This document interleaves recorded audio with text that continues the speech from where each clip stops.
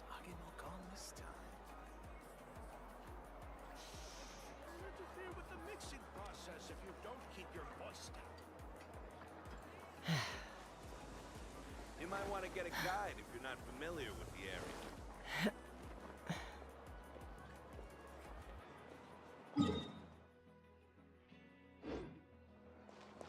Ad Astra.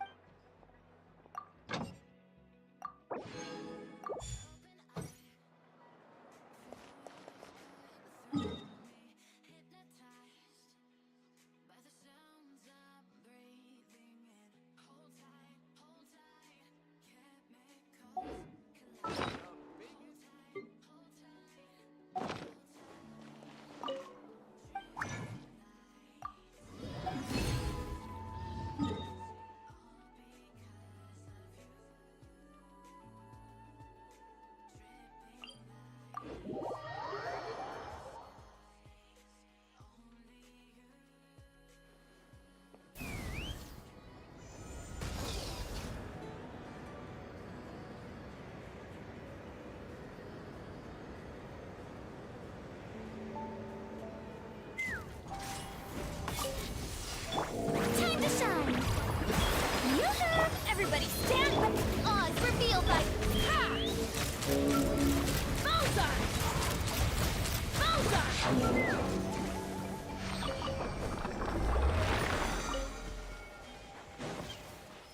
Let's fly!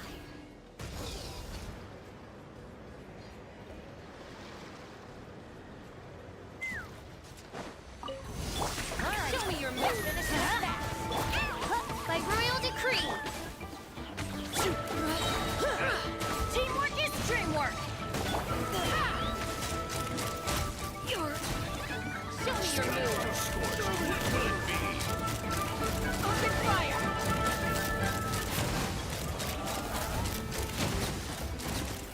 Locked on!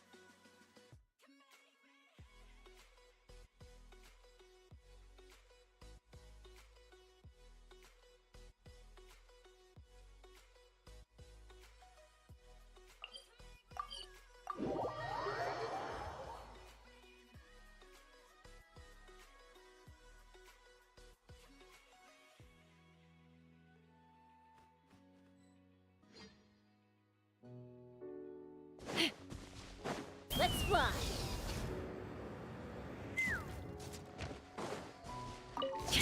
Let my name echo in song! Strike a pose! Off we go! Everybody stand! Take me up!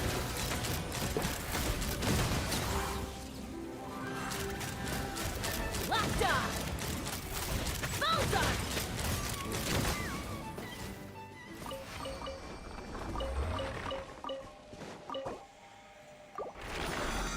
Let's fly!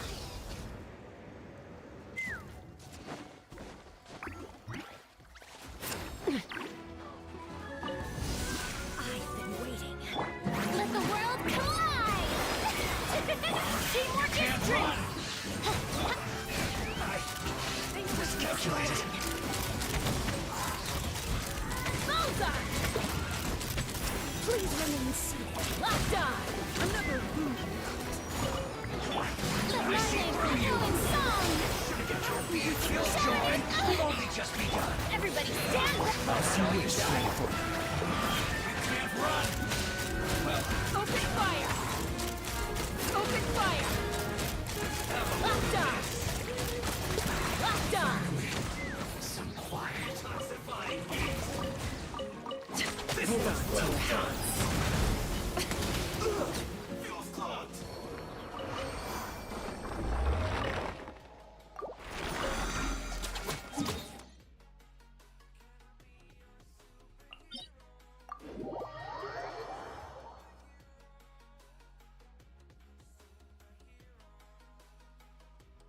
me up!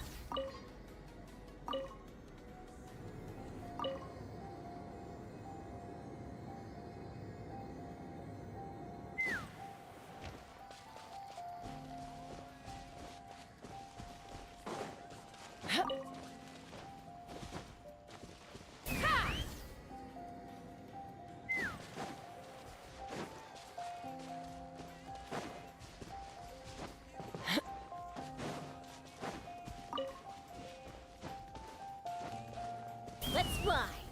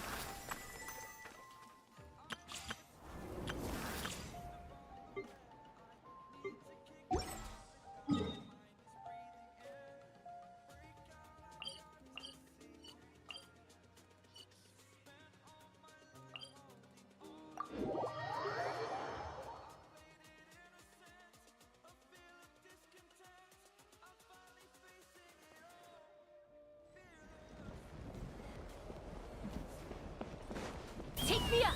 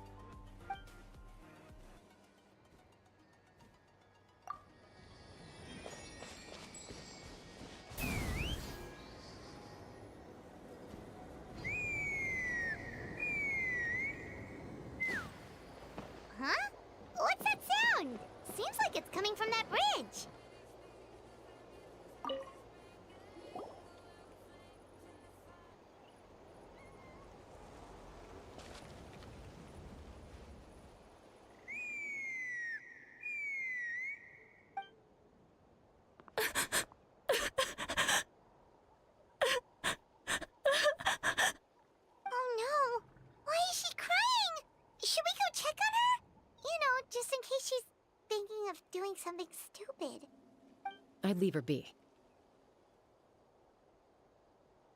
The warriors of the Flower Feather clan are a proud bunch who never show their vulnerability in public, even if they've gone wingless. Oh, Chaska? Good to see you again, Traveler and Paimon. Before we carry on, let's get a little further away before Koyer notices us.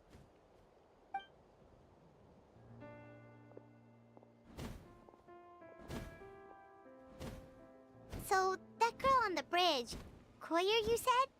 Should she really be on her own right now? With the mental state she's in, it just seems risky. Don't worry. That's exactly why I'm here. Elder Alpa sent me to keep an eye on her. If she does attempt the unthinkable, I'll swoop in and catch her. I doubt it'll come to that, though. She's a fighter. A warrior, in fact. One who aimed for the sky. However despondent she might feel now, I'm confident she'll get through it. Well, in the Flower Feather clan, there's an elite flying squad made up of Kukasaur riders. But it's an extremely selective squad. To become a rider, you need to undergo a trial where you not only demonstrate mastery of the relevant skills, but also win the approval of the Kukasaurs. Very few candidates make it through the process. Koyer has spent years training for her most recent attempt, but unfortunately she didn't pass. So it's not hard to see why she's so upset.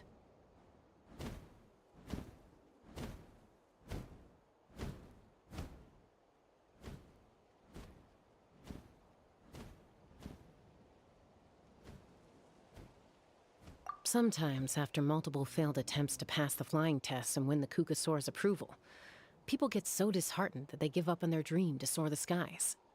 They resolve to quit trying for good. We call those people the wingless. Do they get expelled from the tribe? What? No, of course not. They're still prized warriors. We have a saying. Just as the Kukasaur treasures every feather on its body, so the tribe treasures each one of its children. This hits even harder in the wake of the war. All of our young warriors carry the future of our tribe on their shoulders. Besides, every Kukasaur falls from its nest before it learns to fly. It's practically a rite of passage. Likewise for the wingless, we always hold out hope that one day, when they're ready, they'll rekindle their dreams and keep trying. Until then, all we can do is quietly watch over them from a distance. Just like I'm doing now. Ah, okay. Paimon hopes she'll get back on her feet soon. Well, from the sound of her whistling, her confidence has been seriously shaken. No Kukasaur is going to respond to a call that sounds like that.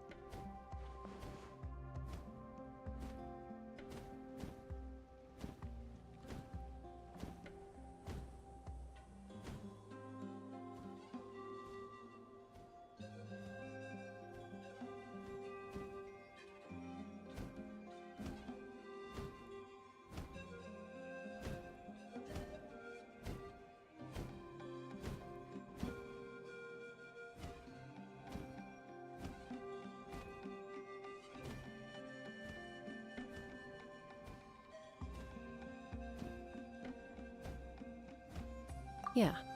People from my tribe call to their saurian companions by whistling or blowing a horn. So it sounds like Koyer was trying to summon a Kukasaur to practice her flying. But the Kukasaurs are an even prouder bunch than our warriors. They would never respond to a lackluster whistle like that. First she failed the trial, and now she's struggling to even summon a Kukasaur. That's only gonna hurt her confidence further. And getting trapped in that vicious circle is the kind of thing that'll make people go wingless. Surely there must be something we can do to help. That's very kind of you. Koyer's flying skills are up to par, but mentally she's stuck in a rut. If she wants to return to the sky, she has to overcome that for herself. I'm going to lay low nearby, just in case she takes a turn for the worse. Let me give you a tour around the tribe once this is all over.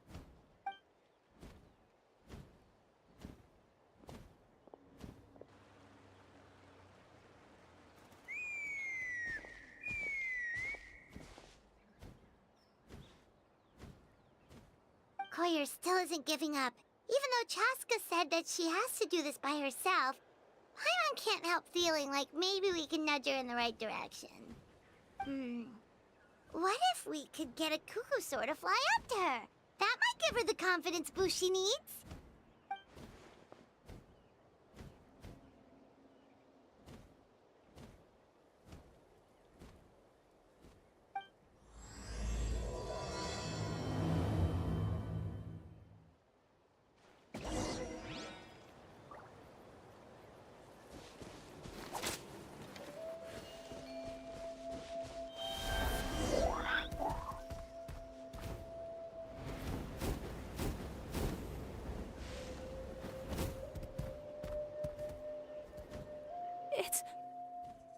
It's a Kukusaur! Oh my gosh! Is this really happening? I did it! I summoned one! I was beginning to think you'd all given up on me completely. Thank you. Oh, thank you.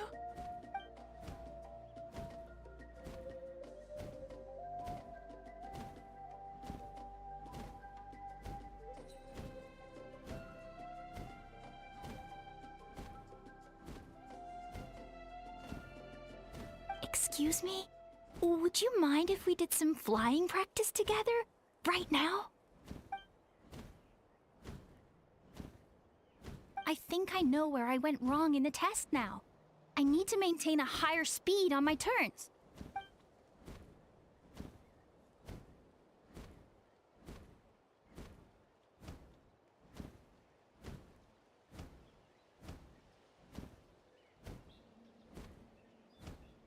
Also, I really want to try some stall turns and cobra maneuvers.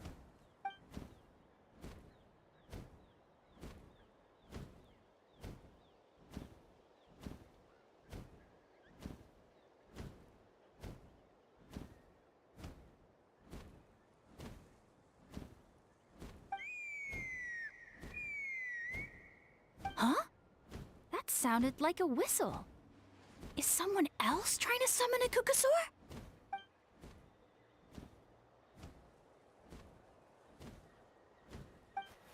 Hey! Wait! Wait!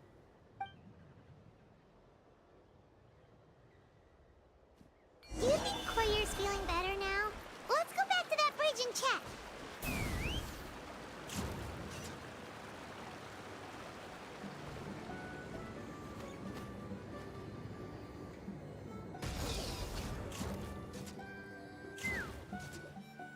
Chaska!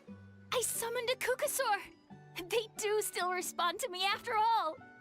Although, unfortunately, someone else summoned it away again before I had a chance to go for a flight. Oh, really? That is unfortunate. But if you can do it once, you can do it again. Keep at it, and you'll pass the trial eventually. You're right. You know, I almost thought about giving up, but I'm glad I didn't. Hey, Chaska, how's Koyer doing? Huh? Who are you? And how do you know my name? These are my, friends. The Traveler and Paimon. You came up in conversation the other day because I was telling them about up-and-coming warriors in our tribe. Oh, the Traveler, huh? So that's you. What do you mean up-and-coming? I'm closer to being wingless than I am to passing the trial. Anyway, we haven't met before, have we? You look so familiar somehow. Maybe you saw her in the stadium? Or anywhere, really. She's been all over Natlan lately, so it's not surprising that you've seen her around. If you say so. Koyer, Chaska.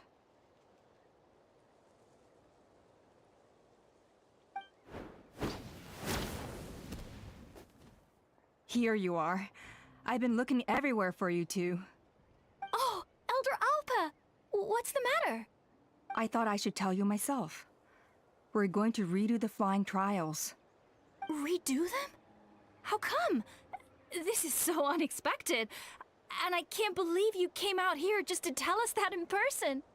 It's embarrassing to admit, but Due to time constraints, we didn't do a proper inspection of the arena before the last round of trials began.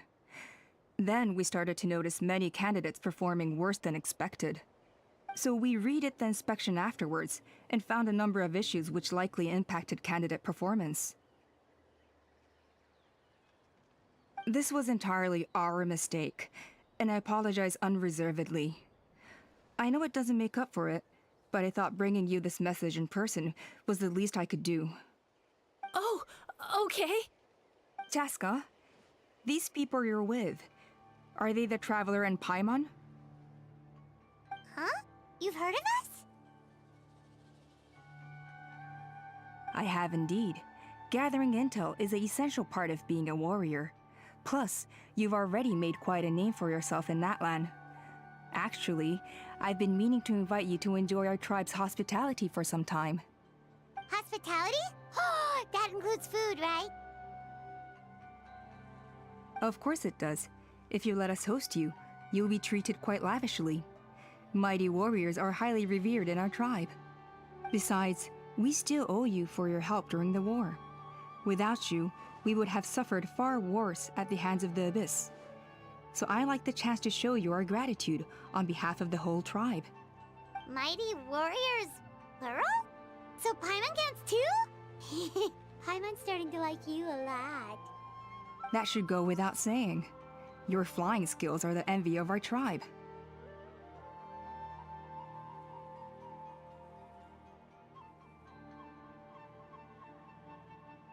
The Flower Feather clan seems like a really nice bunch of people. We definitely need to take her up on this offer.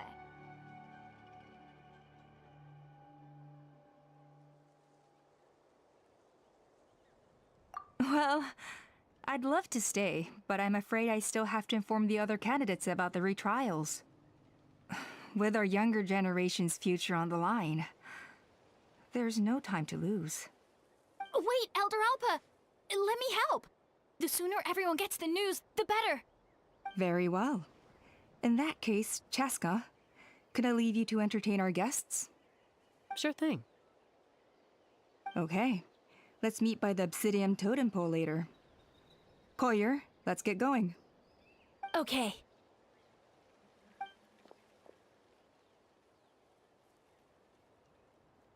All right, they're out of earshot. I'm just gonna come out and ask.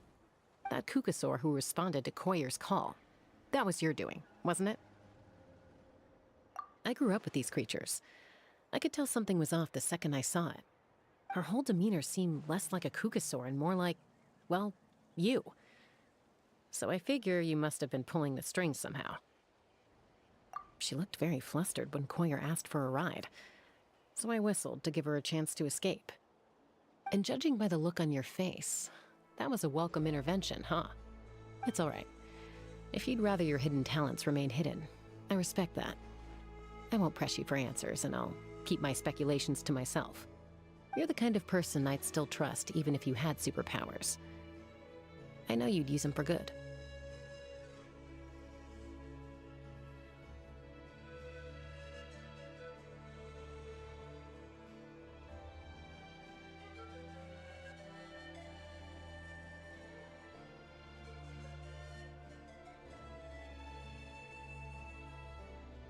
I think the ends justify the means in this case. She just lacked confidence, and you helped her resolve her internal conflict. If you hadn't intervened, I likely would have gotten my mom to help out instead. Although, having said that, there's a small chance she might have recognized her and seen through the whole thing. That would have done more harm than good.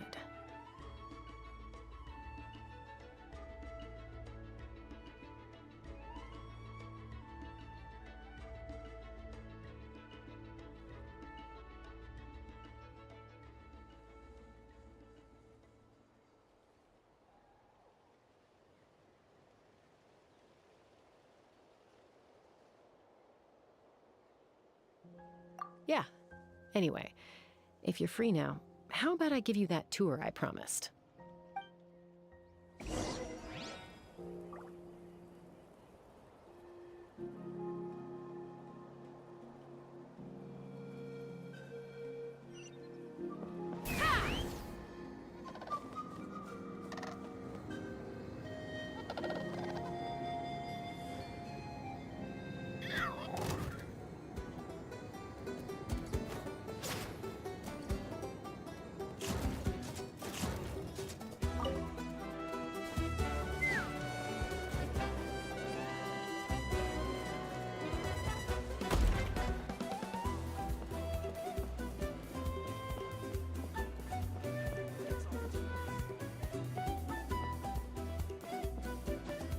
Yeah.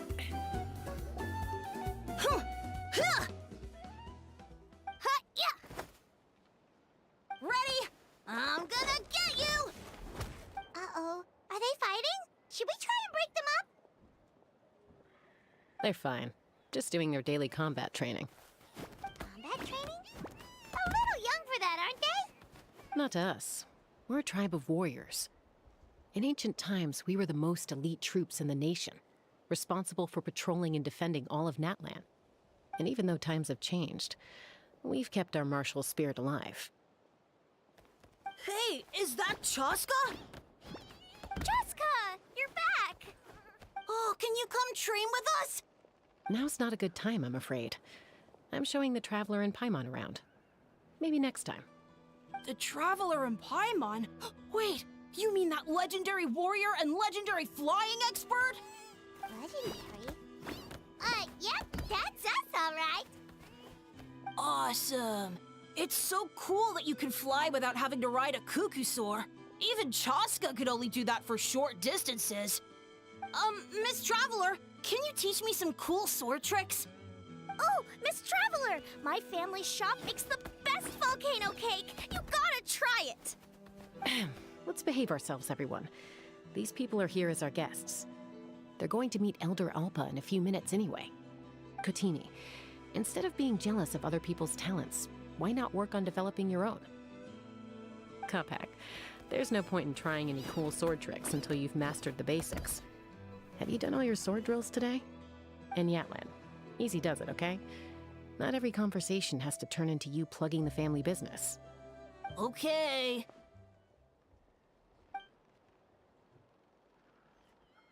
Sorry about those kids. They just got overexcited when they heard your name. I hope it didn't bother you too much. This is a volcano cake that Yatlan forced into my hands. She said to think of it as an apology gift. Whoa, it smells amazing! Traveler, you want some? That's good. Yatlan will be thrilled. By the way, Chaska, those kids really adore you. You're way better with them than Paimon expected. Paimon figured you'd be more... aloof, maybe? Aloof, huh? Well, to be fair, there was a period when I was like that. Around the time when I first joined the tribe. But it's a terrible attitude to have as a peacemaker. It tends to turn situations that could have had a peaceful resolution into a stalemate that can only be resolved by force.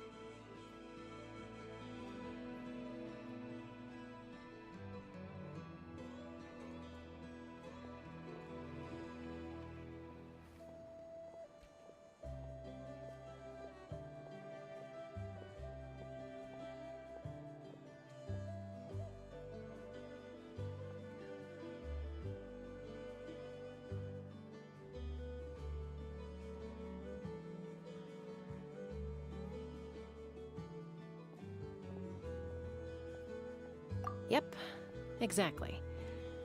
As long as other options are available, I try to avoid that at all costs. Someone once told me that peace imposed by force will crumble in a matter of days. But peace achieved through genuine dialogue actually benefits both sides, even if sometimes the parties are only willing to negotiate because they're both armed to the teeth. That's true. Hey, Chaska! Uncle Cusco knows you're back, and he's coming to get you. Oh, thanks. Traveler, Paimon, got a dash. I'll meet you at the totem pole up ahead. You can't miss it. It sticks out like a sore thumb. Wait, are you running away? First rule of conflict resolution? Grab the fan and run before the you-know-what hits. Trust Chaska to make even running away sound cool. Sorry about this. Just stall him for me, okay? I'll explain everything later. If I can pull off this trick, it would be so cool.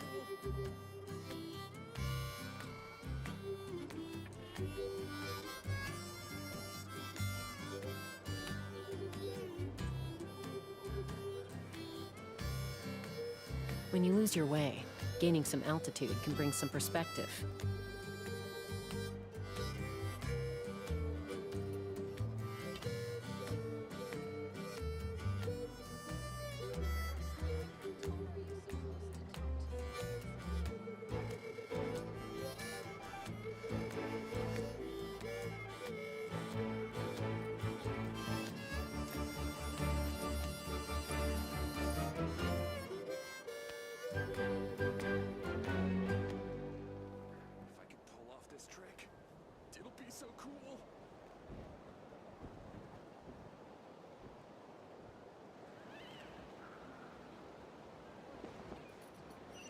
Let's fly!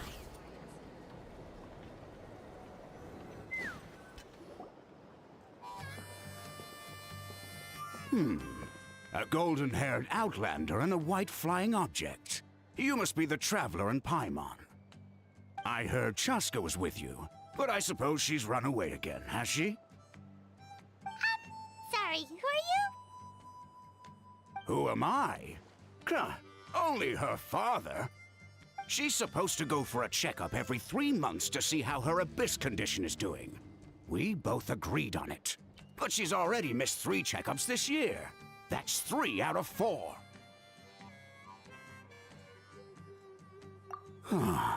Yes. She got exposed to abyssal energy as a young child. Then her birth parents abandoned her. It's lucky those wild cuckoosaurs found her when they did, or she wouldn't have made it. They took her under their wing and raised her as one of their own. Eventually, some riders out on patrol spotted her and brought her back to the tribe. But she was practically feral at that point. The moment you took your eyes off her, she'd be getting herself into a fight, or she'd run away to be with the Saurians. She seemed to prefer them to her own kind. She might as well have been a Saurian in human form. That must be the aloof period she mentioned, right? We later discovered that her exposure to the abyss had planted seeds of conflict in her heart. So, we started trying to bring it under control. But ultimately, she's the only one who can control it. Anyway, she's much more human these days. Yeah, don't worry about her. She seems pretty stable to Paimon. She's probably only avoiding the checkups because she thinks it'll stop you guys from worrying about her. Yes, I'm well aware of that. She knows she needs to be careful. If her condition ever took a turn for the worse, she wouldn't be brushing it aside like this. It's just, every checkup she's been to, they find new cuts and bruises. Nothing to do with the abyss, of course. Oh no, that's all fine. The problem with her is, she's her own worst enemy. She's been living dangerously again. I'm sure of it. That's why she's avoiding the checkups. She wants to hide it from us. Yeah, Paimon can see her doing that. Oh. In the past, she always had Koichi to keep an eye on her. Now Koichi's gone, and I don't want to lose another daughter. Chaska's been increasingly reckless since Koichi passed. It's like she's trying to make up for it somehow. Next time you see her, please tell her to be careful for me. Even if she doesn't want to hear it. If she doesn't want to do these checkups anymore, that's fine. I just want her to stop putting herself in harm's way.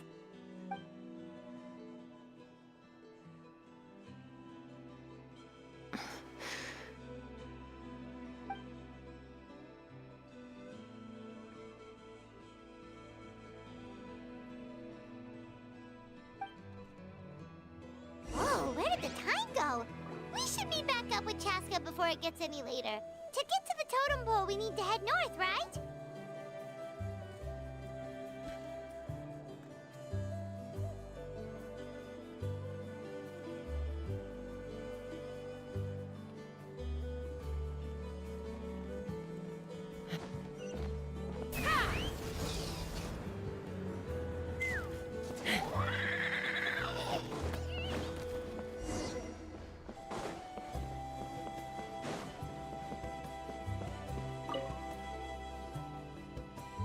Hey, Chaska! Hey, Alba!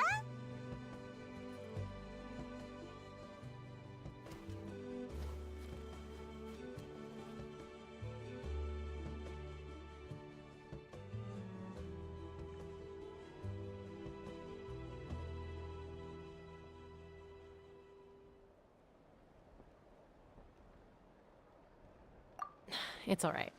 I bet my dad talked your heads off, huh? What did he say? I was sometimes a little impulsive back then. That's putting it mildly. The memories. It feels like it was only yesterday when we brought you back and had Cusco and his family take you in. Back then, no one imagined this feral child would grow up to be the strongest warrior of the Flower Feather clan. Huh? You were the one that brought Chaska back to the tribe? That's right.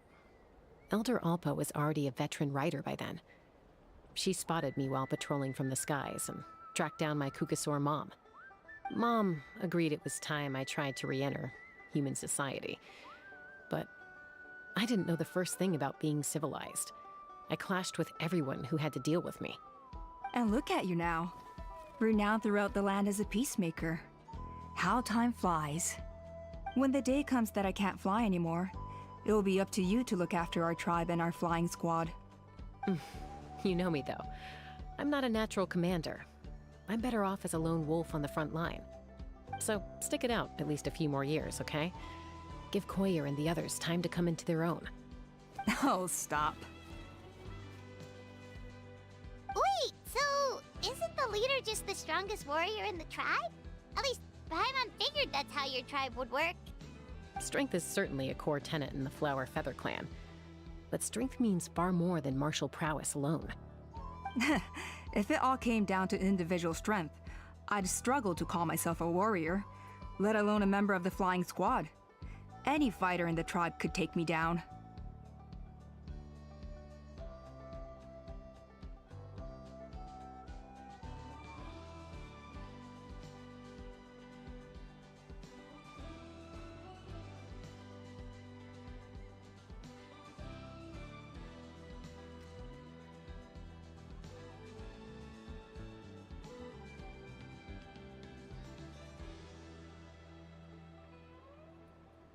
Well, sorry to disappoint you.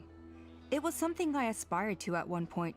So much so that I went adventuring in the Cinder City, Ochkanatlan, to try and prove myself. But it was foolish of me. I wasn't ready. I came back empty-handed and seriously injured. The fact that I survived was something, I suppose. But after that, I never seriously considered myself a strong fighter. And yet, you still managed to become the leader of the flying squad, thanks to your experience and determination. All while battling those old injuries. Don't you think that's a display of strength in its own right?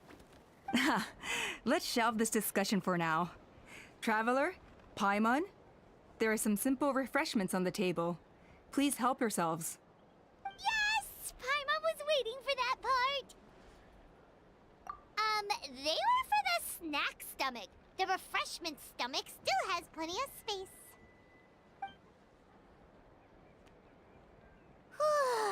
Paimon is so full. Well, if you're enjoying our hospitality, feel free to stay with us as long as you like. Elder Alpa? There's, something's come up. Hmm? What happened? Is it serious? Shall I deal with it? It's... Some merchants showed up, not from our tribe. They said they're here to discuss some potential collaboration with us. Why now? This is terrible timing. There are a few wingless that we haven't managed to reach yet, and we still haven't inspected the retrial arena. Let me handle the other errands while you meet with the merchants. You shouldn't be trying to do everything at your age. You should help too. Seems only fair after all that food we ate.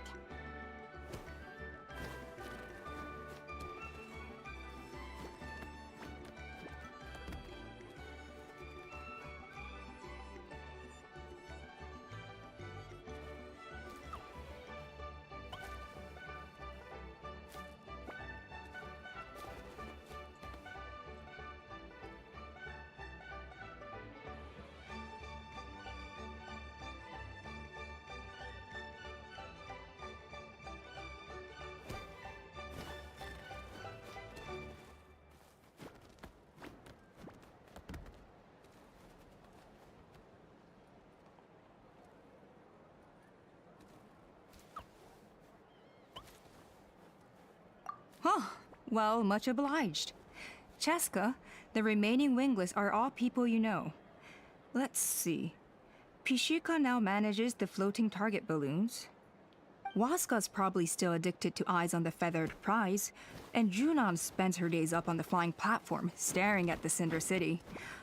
I'll leave you to tell them the news.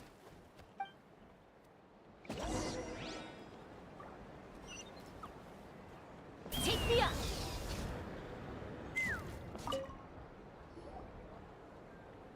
Are you sure you don't want to reconsider, Pashika? I appreciate it, boss. But honestly, I'm pretty happy with my life nowadays. Pashika, they're redoing the flying trials. Huh? Utoda? Ah, did Alpa send you? I was just telling Pashika the news, actually. The way things are with the tribe these days? I mean, you don't need me to tell you. This here is no future for a seasoned warrior like you. Ah, come on, boss. Do you have any idea how long it's been? I've been wingless for years now. I'm not cut out for that anymore. Of course, I'll do my part if we ever need to defend the tribe. But there's really no point in me trying out for the flying squad now. I've already made my peace with it. Not everyone has what it takes to return to the sky after going wingless. Elda Alpa's perseverance is something else. And it's okay if I'm not destined for greatness. I might not have the Kukasaur's approval, but with my hot air balloons, I can still reach the skies. Handling these balloons every day, seeing how the customers react, the looks on their faces, that's enough for me. Finding something you love doing can be just as hard as passing the flying trial. It's worth holding on to. Fair enough. It's your choice. I won't force you. Oh, by the way, you should try taking a balloon ride if you've got the time. Once you've been up there for yourself, you'll see why I love it so much.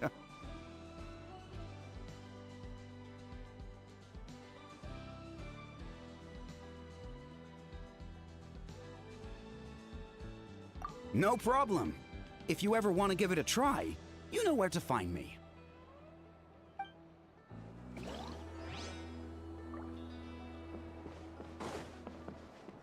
Let's fly!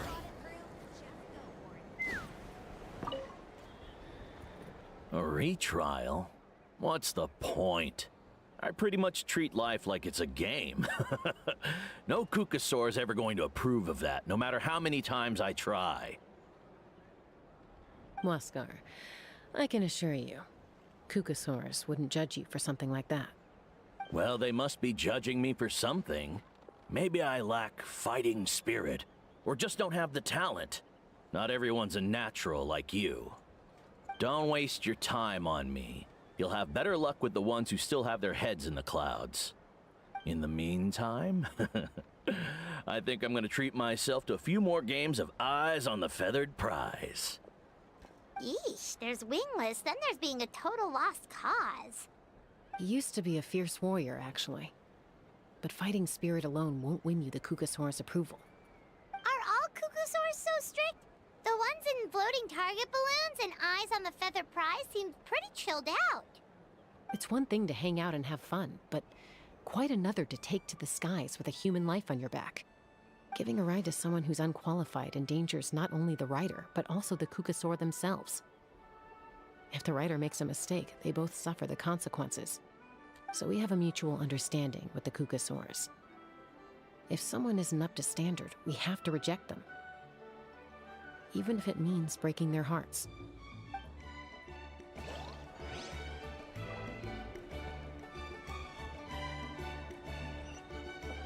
Take me up!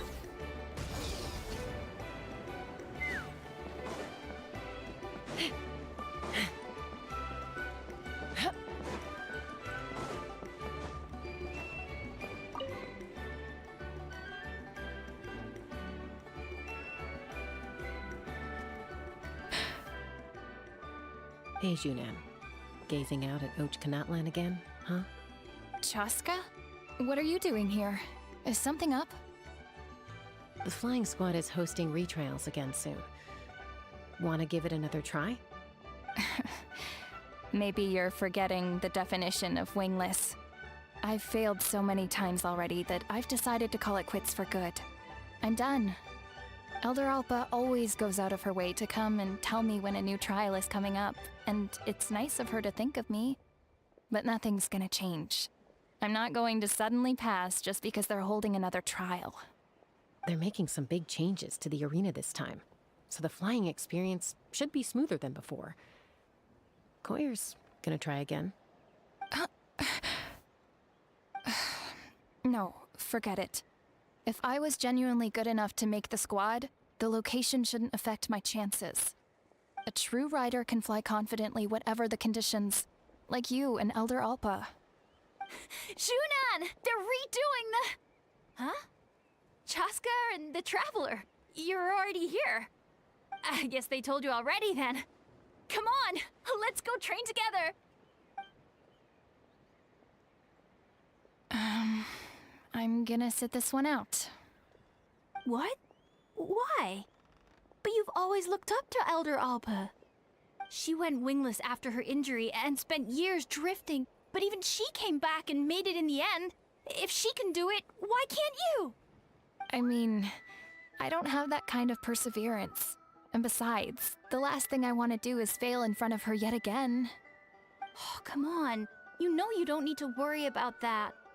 Alright, well, how about we just treat this as you being my mentor? Then will you train with me? I mean...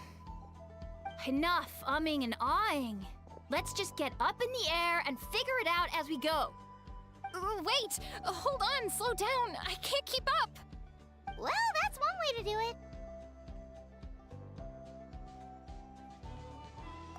it. They've been best friends since they were kids. If anyone knows how to get Junan out of a rut, it's Koyer. You helped Koyer deal with her internal conflict, and now she's done the same for someone else. You know, people often talk about how one conflict leads to another and so on. But sometimes in life, things spiral in a good direction instead.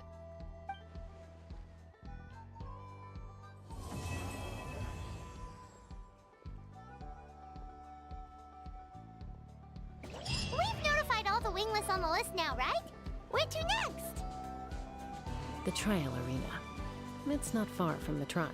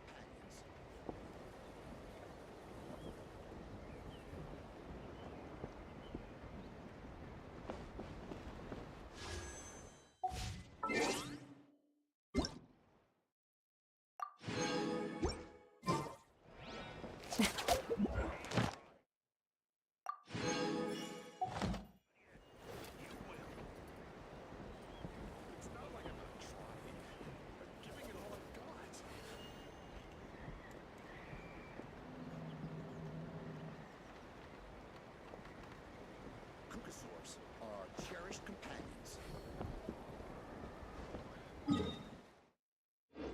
Let's fly.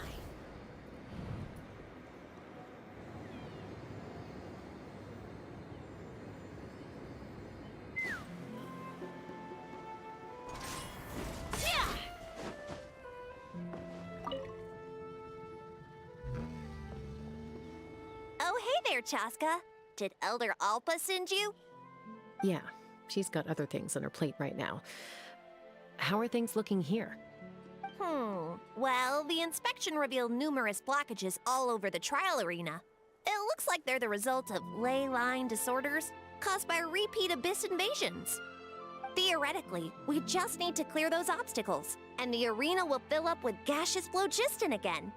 But that's proving difficult to achieve in practice, for all sorts of reasons. Why don't you head on down and check things out for yourself? Feel free to ask the staff for more details.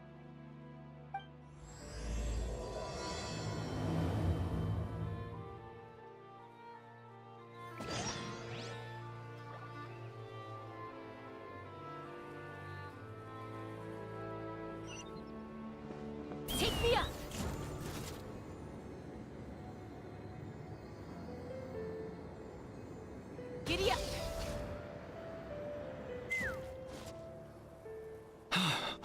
Oh, are you here to help?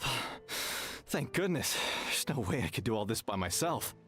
So the blockage here has to be cleared using a special bomb, but carrying explosives up that steep slope would be a recipe for disaster. If I dropped it or slipped and fell, I'd be blown to bits in an instant.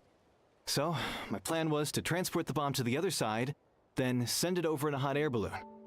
All I need now is for someone else to strike the balloon at the right moment, dropping the payload right on top of the spout, and problem solved. What do you think? Simple enough, right?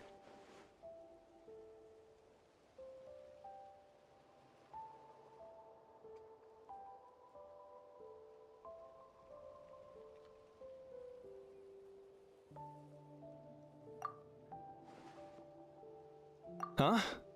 Oh, that one. No, I've got no idea who that belongs to. Or how they got it up so high. I just wish I could fly up there and check out what kind of tech they're using. Ah, well. Getting the trial arena back in order is more important. I'll head over and set up now. Let me know when you're ready.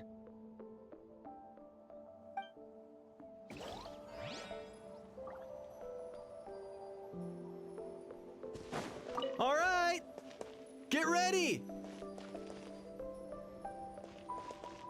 All right! Get ready!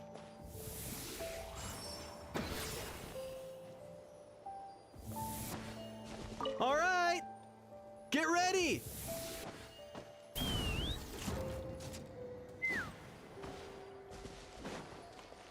All right! Get ready!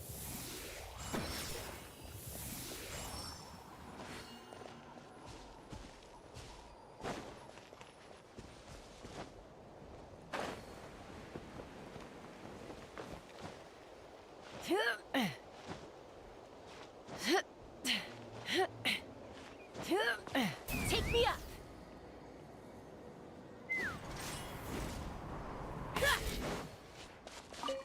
How strange. Why is there so much solid phlogiston here? Well, could be from the Children of Echoes. Maybe it got swept up here due to the ley line disturbances? And I did see those strange markings on the cliff. I can't think of a way to resolve this. Short of going all the way to the Children of Echoes to borrow it to Petlisaur.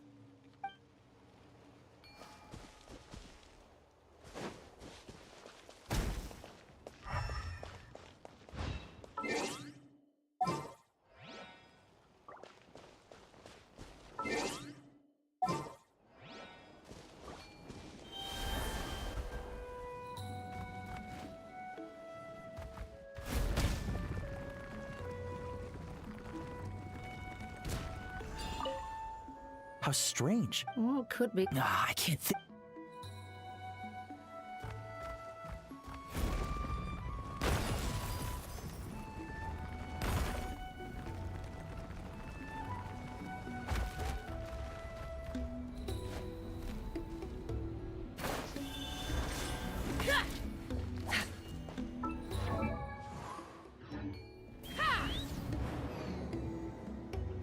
Giddy up!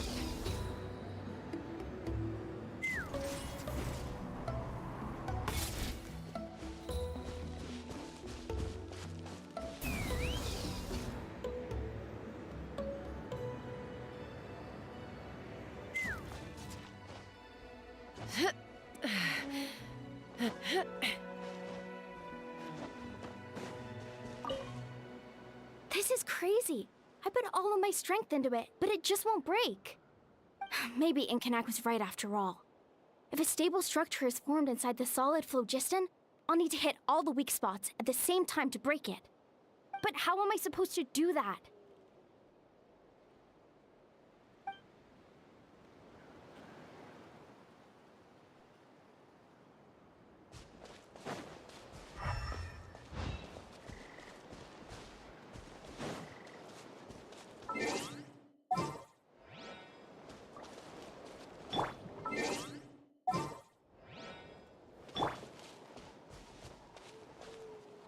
Take me up!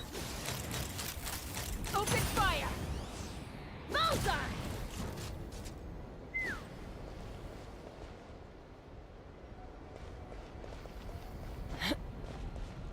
fly!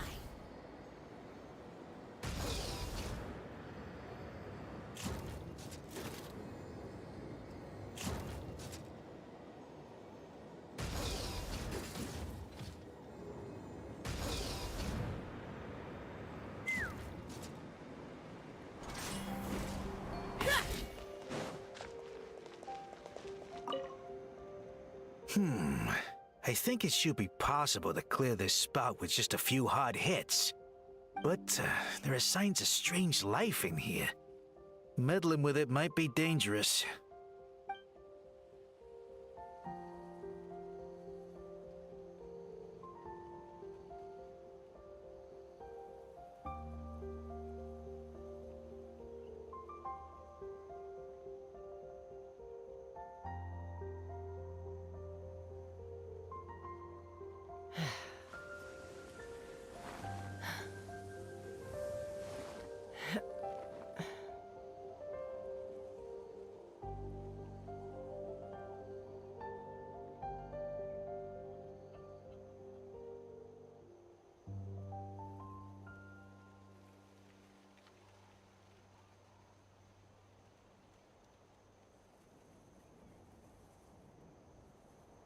I'd have lost myself long ago if I allowed myself to be led by the whispers of the abyss. Ha! Bullseye! Hey! Monsters! Shadow Raven! Let the world come alive! Let's fly! I thought I was done for. Oh, this spout should be good now. Thank you very much.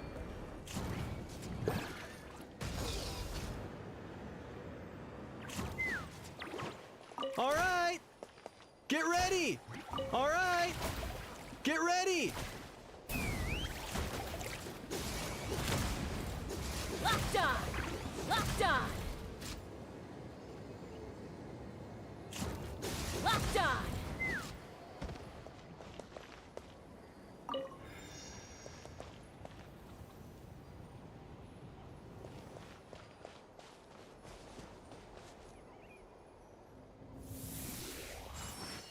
All right! Get ready!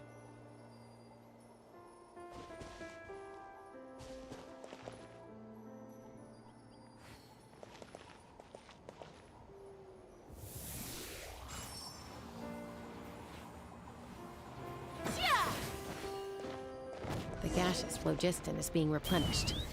Looks like all the spouts have been unblocked.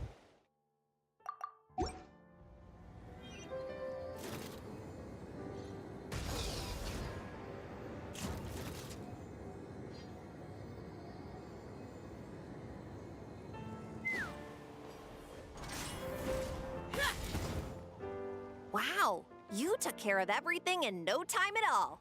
Incredible work. Now we just have to wait until the gaseous phlogiston is fully replenished.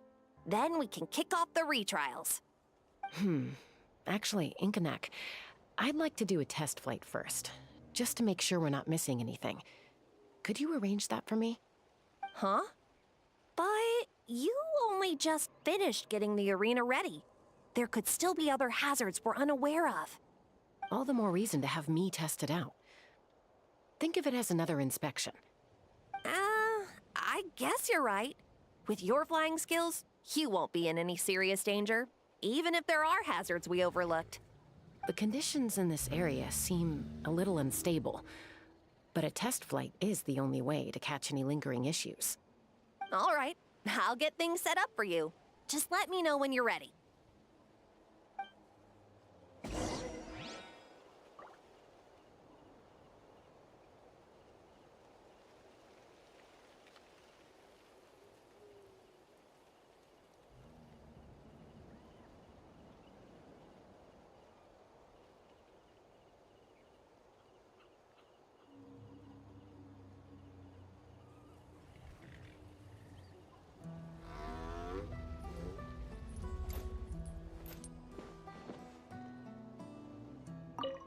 Are you ready?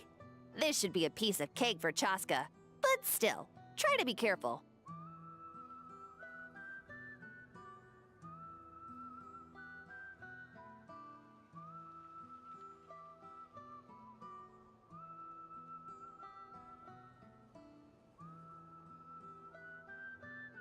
All right, then spread your wings and fly.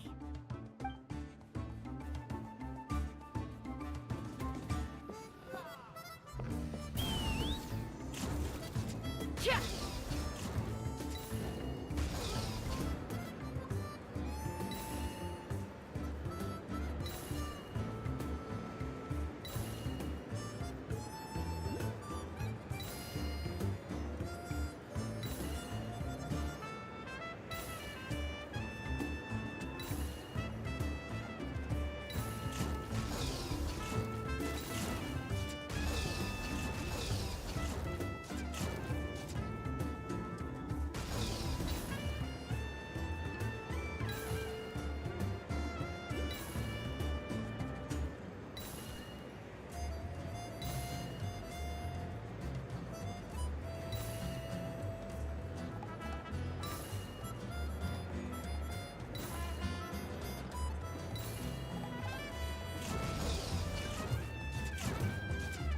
Giddy up!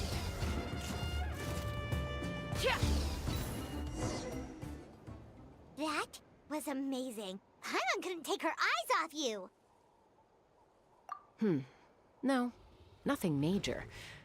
Give it a few days, and we should be able to conduct the trials. Help! Help me! You're from the Flower Feather clan, right? Please, come quick, you've got to help us! Catch your breath first. What's the situation? We got attacked by a Kukasaur. My friends are still stranded in the middle of the road with the goods we were transporting. Please, I'm begging you, save them! Huh? Are Kukusaurs really that aggressive? Do they usually attack groups of people unprovoked? Not in my experience, but there are exceptions to every rule. Let's go check it out.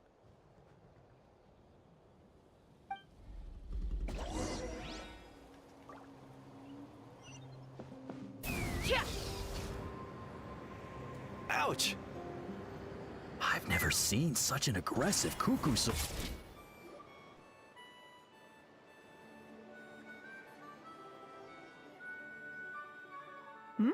Tasca? Traveler? This is a surprise. Elder Alpa? Huh. So, where's this aggressive Kukusaur we've heard about? Already flew away. Looks like it backed off once it realized that reinforcements were coming. So why do you think it attacked these people in the first place? Was it after the food? No. These merchants are even transporting food. Ah! Thank goodness! The phlogiston wings are intact! Phlogiston wings. Thank you so much for coming to our rescue. These phlogiston wings are our most prized goods. If anything happened to them, it would ruin us. Wait a minute. Are you the merchants that were looking to collaborate with us? Wormy told me about you. Yeah, that's us. So I take it you're Elder Ulpa? I am. You must be exhausted from your journey, not to mention shaking up from the attack. Let me bring you back to our tribe to rest. We can talk business after you've recovered. But Elder Alpa, what about the Kukusaur attack? Well, our guests here weren't seriously injured, and their goods are intact. Perhaps that Kukusaur was just having a bad day. There are so many of them around here. You'd expect something like this every once in a while. I don't think we need to pursue it any further. More importantly, how are the preparations for the flying trials going? Is everything in order over at the arena? Huh? Did you say flying trials? What a coincidence! Sounds like a perfect use case for our phlogiston wings. You'll be pleasantly surprised by what they can do. Oh, really? Now I'm intrigued. Well then, let's forget all about this Kukusaur attack for now. We have some serious business to discuss.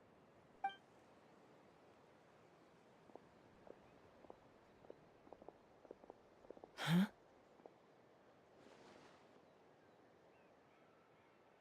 So that's it? That all went smoother than expected. Well, guess we'd better get going. Huh? Chaska?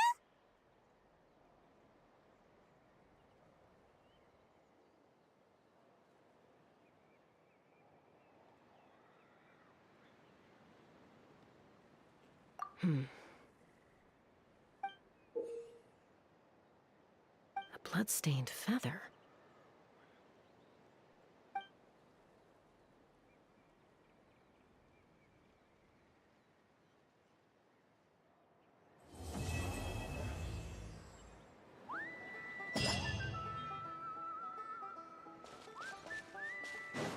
The Flower Feather Clan should be about ready to hold the new flying trials by now. Let's go check it out!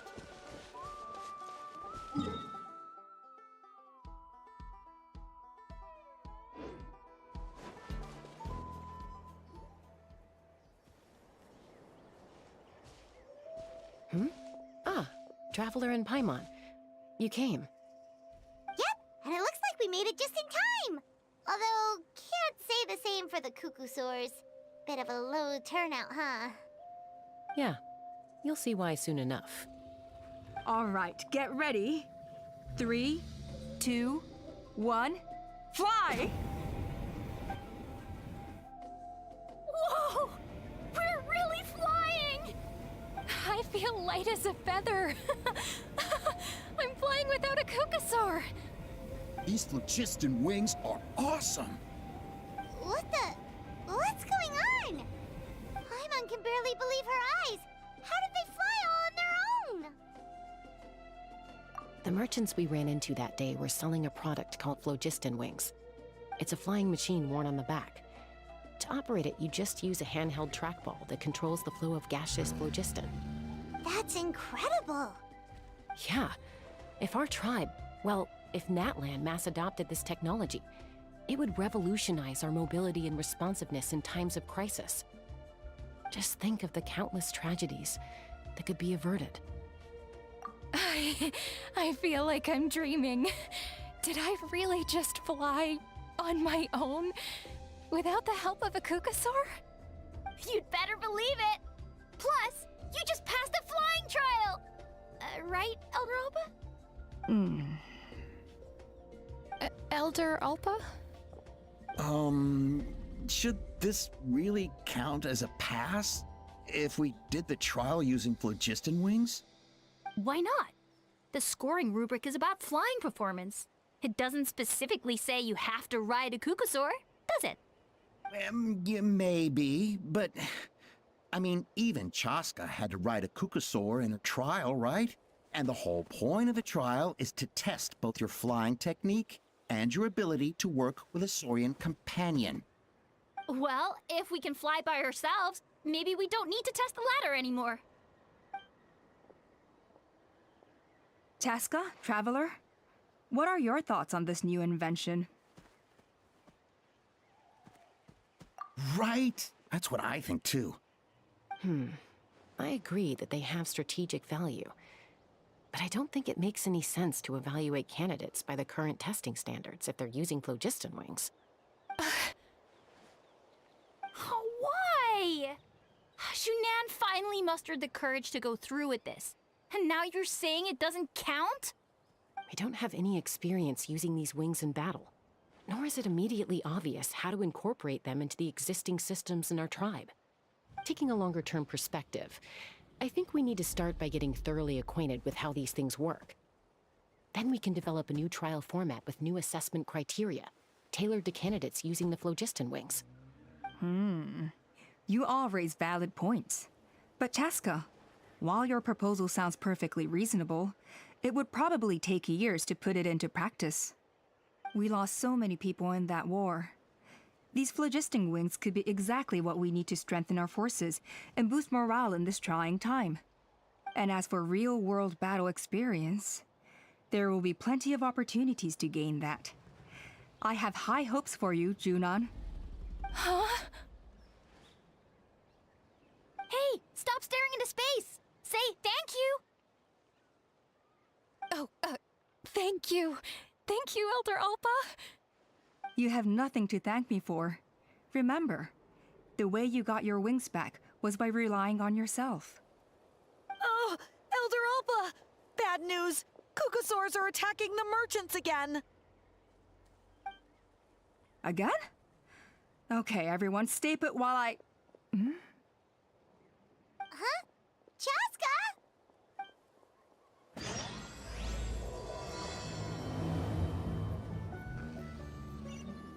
Why did Chaska rush off like that? And then Elder Alpa and the others too? Anyway, let's go see what this is all about.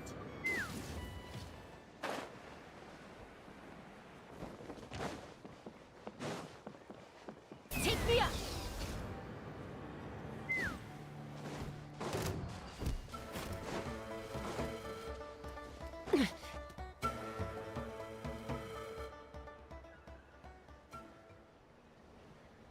Oh, it's back! It found us again! Run! Get out of here!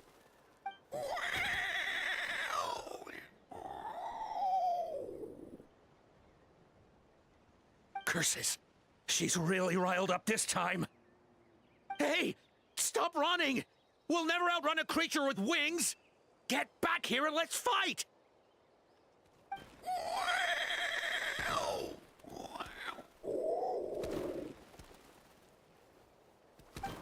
Stop! All of you! Chaska! Oh, wonderful! Quick, get rid of that thing!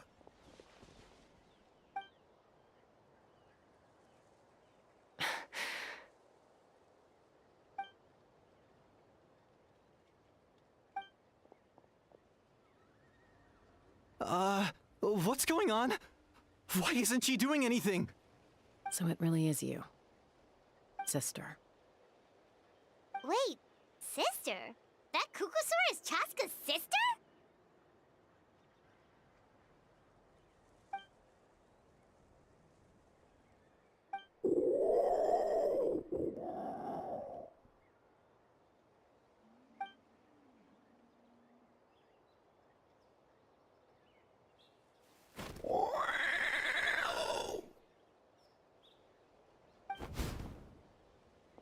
Koya, wait! Is Chaska gonna be okay? Should we go check on her?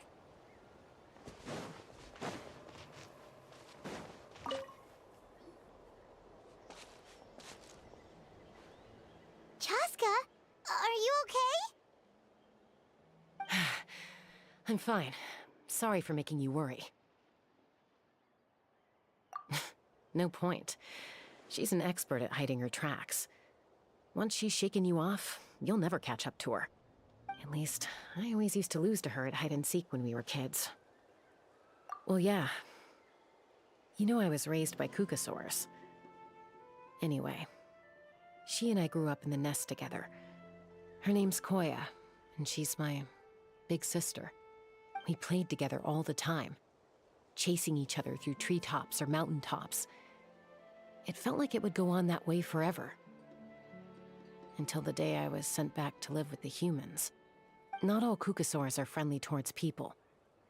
Koya, for instance, she's fine with me because we grew up around each other, but she's not fond of other humans. When Mom decided to send me away, Koya strongly protested, and after I left, she became more and more reluctant to interact with humans. Maybe she thinks that humans stole you away from her. It's a possibility, but in any case, we still stayed best friends at first. I had a hard time adjusting to life in the tribe. So whenever something went wrong, I'd run off into the wild and vent to Koya. Ah, so that's what Uncle Cusco was talking about.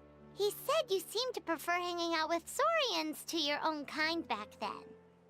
Yeah, I did. But then, gradually, everything changed. With a new mom and dad, a new tribe, and Koichi, I started getting curious about these humans and made an effort to understand their behavior. The more time I spent with them, the less I spent with Koya. And then, one day, it was Koya's turn to leave the nest. She sought me out and asked if I was willing to leave the tribe and go live in the wilderness with her. As far as I can remember, That was the first time she ever approached a human settlement on purpose. So, how did you answer her? Well, I wouldn't be standing here talking to you if I'd said yes. No, I was torn. On the one hand, I'd already made up my mind to embrace my new family and accept my human identity. But I also knew that Koya wasn't a fan of humans, and I didn't want to disappoint her. She took my hesitation as an answer. She saw it as a personal betrayal, threw a huge fit, and then flew off. We hadn't seen each other since, well, until today. Not for a lack of trying, though. I tried asking Mom where Koya's new nest was so I could talk things out with her. But Koya had already asked Mom not to tell me where she'd moved to. It must be hard for Mom, being stuck between her two daughters. So I didn't press the issue. And I didn't go looking for her.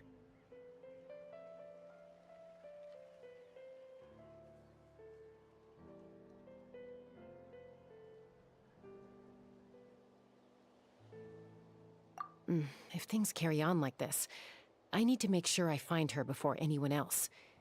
Even if she doesn't want to see me. For now, let's bring the wounded back to the tribe.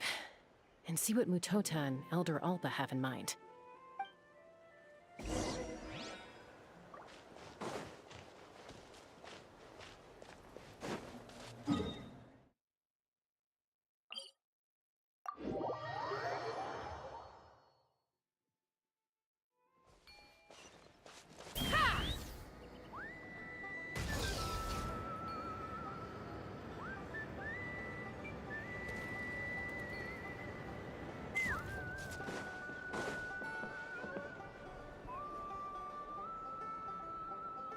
So, I hear there's been another Kukasaur attack. Ha! I knew it! They're wild animals, and they can't be trusted. Hey, show a little respect. The Kukasaurs are our partners. Maybe in the flying squad, but they don't give a hoot about the rest of us. Well, now that we have the phlogiston wings, do we even need the Kukasaurs anymore? Are you kidding? How are we supposed to protect our tribe without them? I didn't mean it like that. Huh? Protect our tribe? Or are you just scared that your precious flying squad will lose its prestigious position? You take that back! Things are changing so quickly. Chaska, there's a conflict emerging there. Aren't you going to nip it in the bud? The whole tribe's talking about this now. Breaking up a single fight won't solve anything. The real source of conflict here is the phlogiston wings. And what happened with Koya. On any other day, people would just brush this attack aside. After all, clashes between wild Kukasaurs and humans are no more common than those between people. But now that the phlogiston wings have entered the equation, it's sparked a debate over whether our tribe needs the Kukasaurs at all. I worry that we risk repeating the mistakes of the Cinder City. Back then, Lord Ochkon's hatred of the Saurians nearly destroyed the peace forged by the Pyro Archon. Chaska, to prevent things from deteriorating further, I'd like to task you with restoring peace to the tribe. I will. Traveler, you've already done so much for Natlan, and the Flower Feather clan has no right to ask more of you. But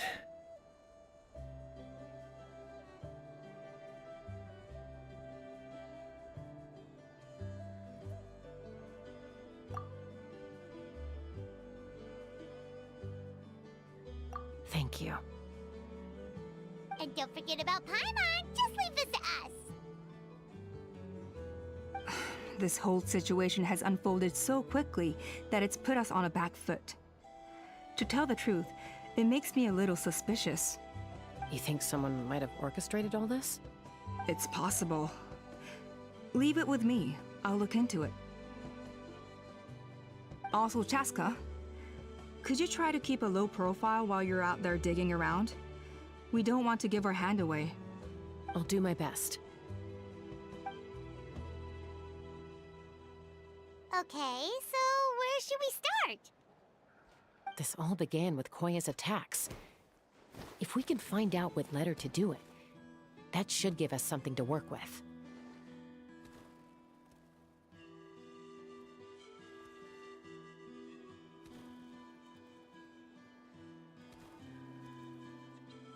Unlikely. Given how she reacted when I showed up, I don't think she's forgiven me. If you want to resolve a conflict through dialogue, sometimes you need a third-party facilitator. Let's go see my mom.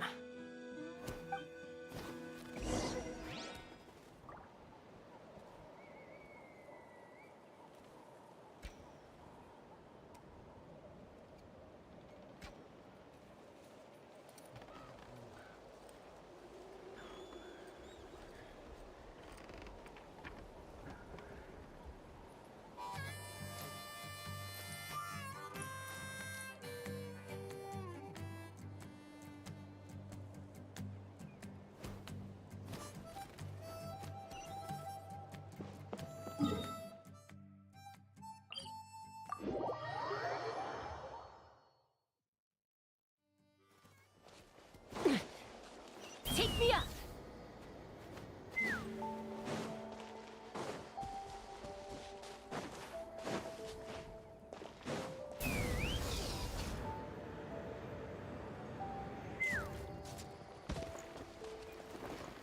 Master Scorched, what will it be? Oh, it's revealed! Wake up, everybody! Stand!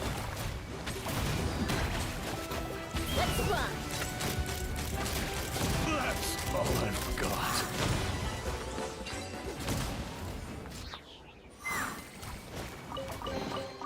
More makes a lot of problems go away. So you can never have too much more, huh?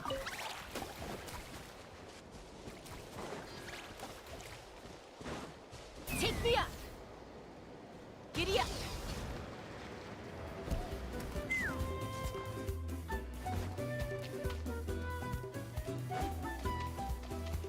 Let's fly!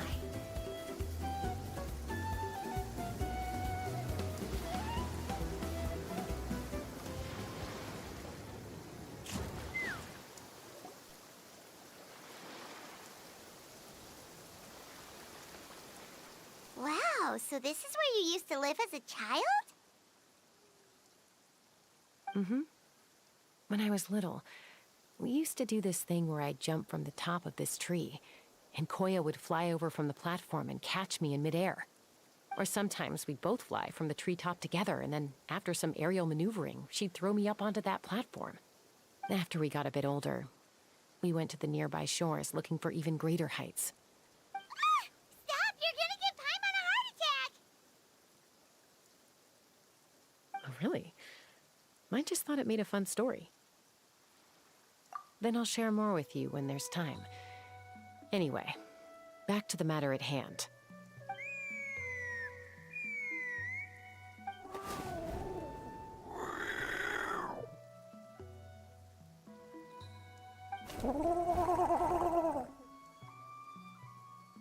Hey, Mama Bird, I'm back.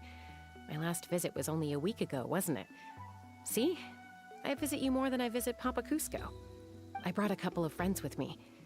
These are the Traveler and Paimon. Traveler, Paimon, this is my mom.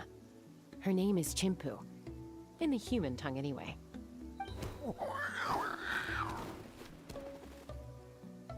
Hi.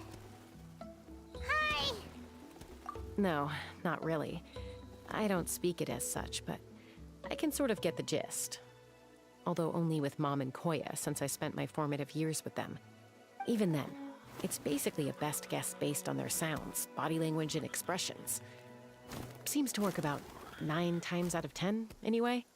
As for whether Mom understands me, I can't always tell. But somehow we still manage to communicate. Call it the family bond, I guess.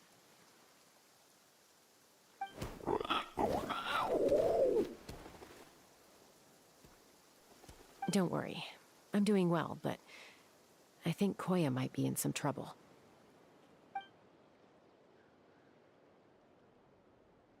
I know she's never been a fan of humans, but she's never deliberately attacked them before either.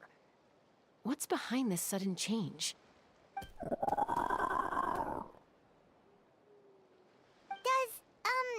Auntie Chimpu know anything? Doesn't look like it.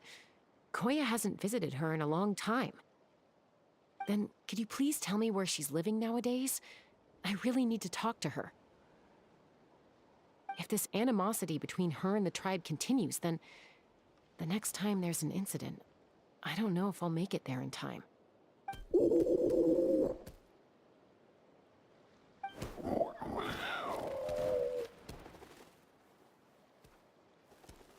She said she'll take us there. Thank you, Mom.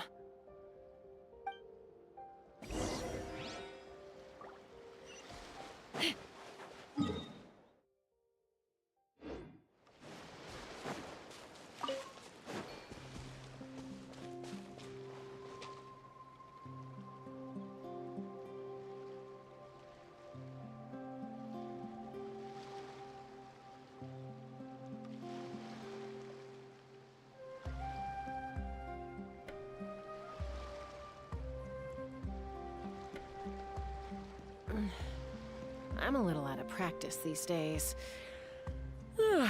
Any conflicts around? I'm in the mood for some peacemaking.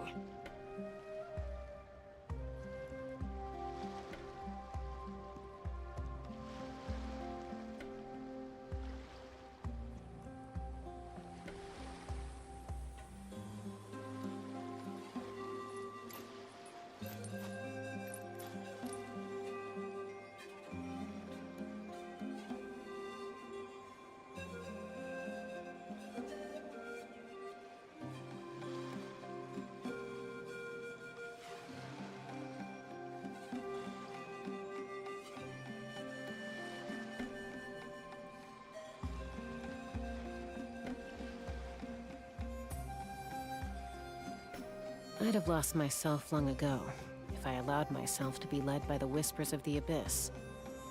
Surviving is tough. Taming the beast within is tougher.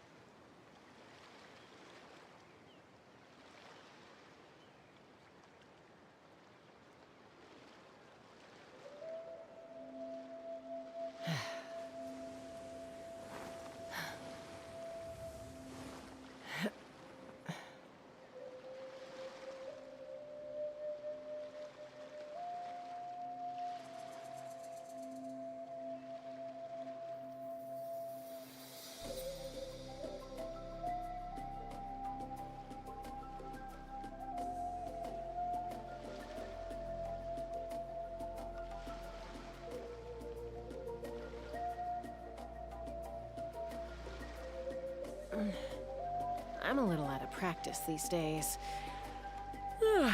Any conflicts around? I'm in the mood for some peacemaking.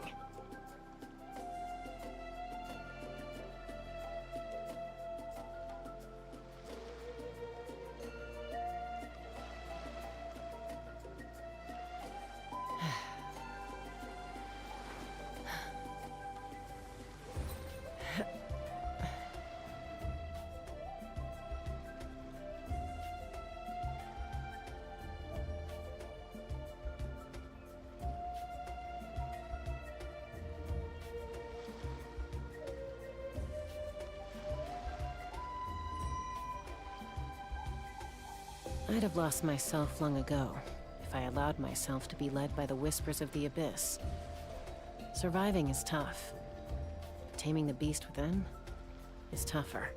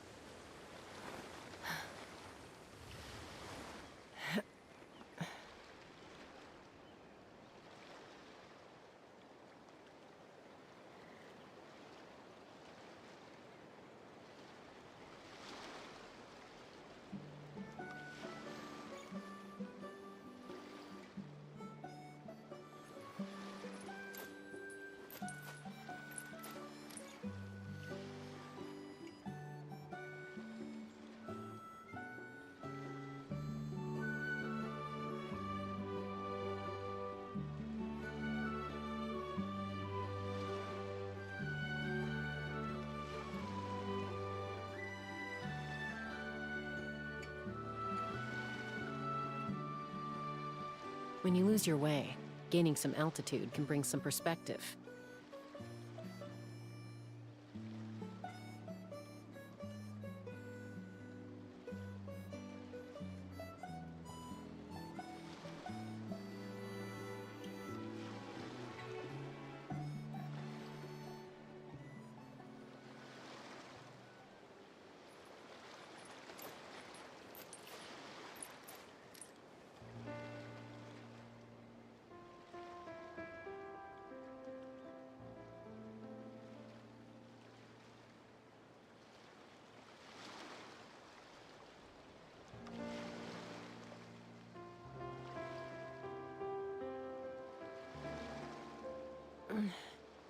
I'm a little out of practice these days. Any conflicts around? I'm in the mood for some peacemaking.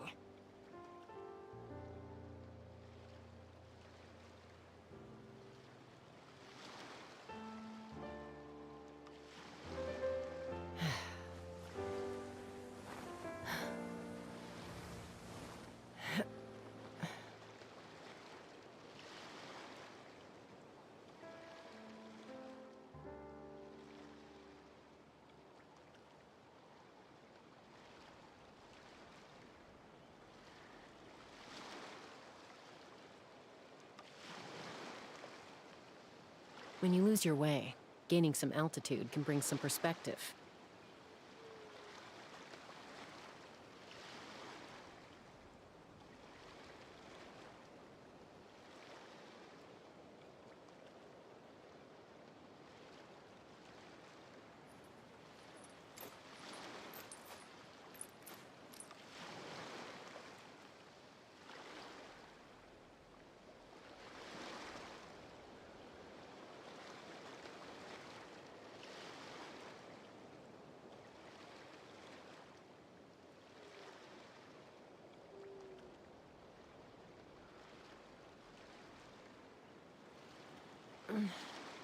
I'm a little out of practice these days.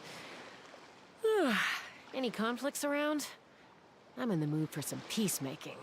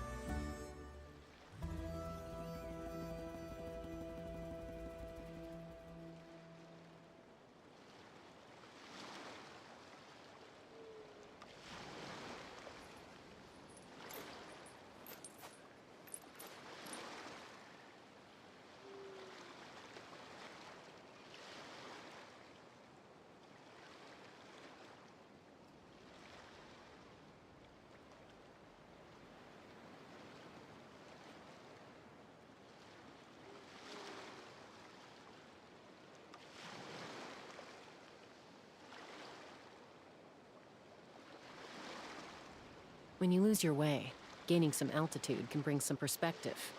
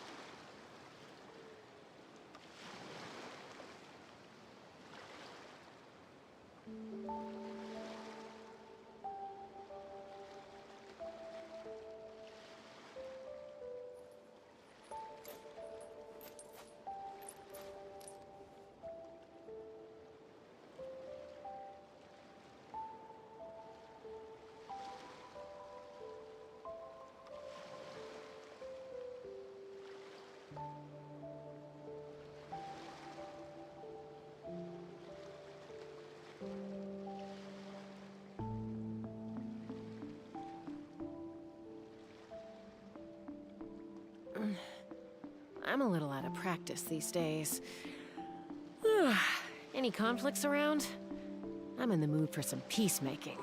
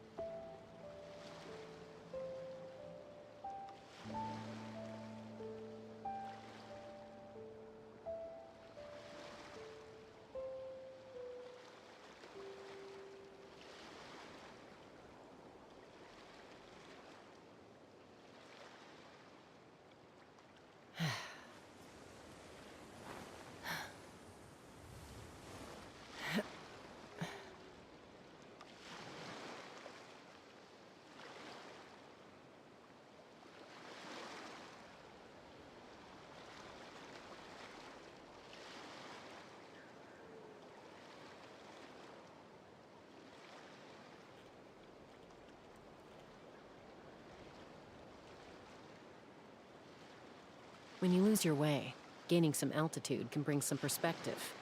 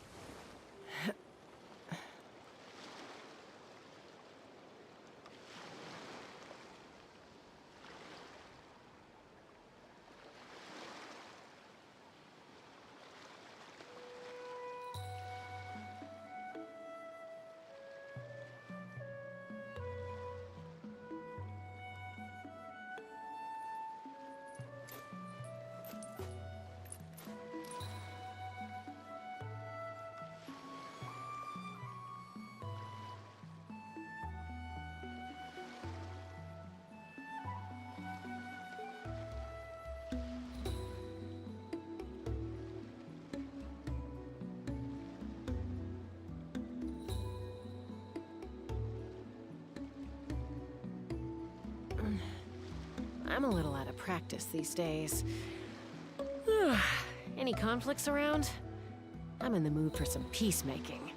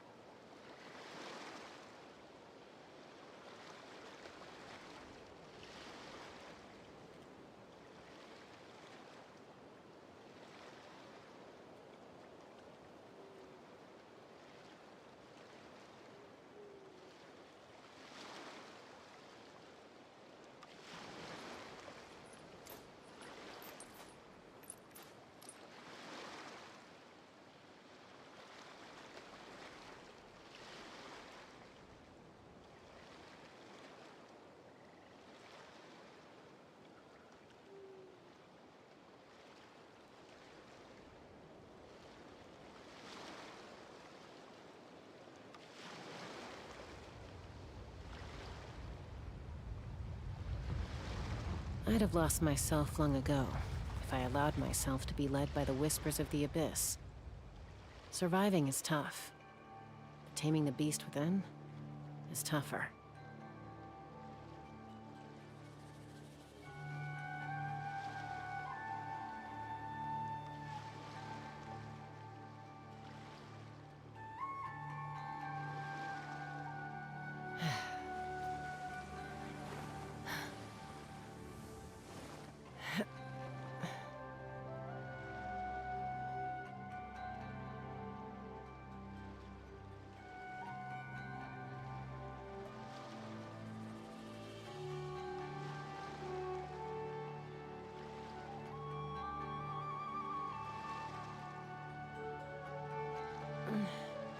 I'm a little out of practice these days.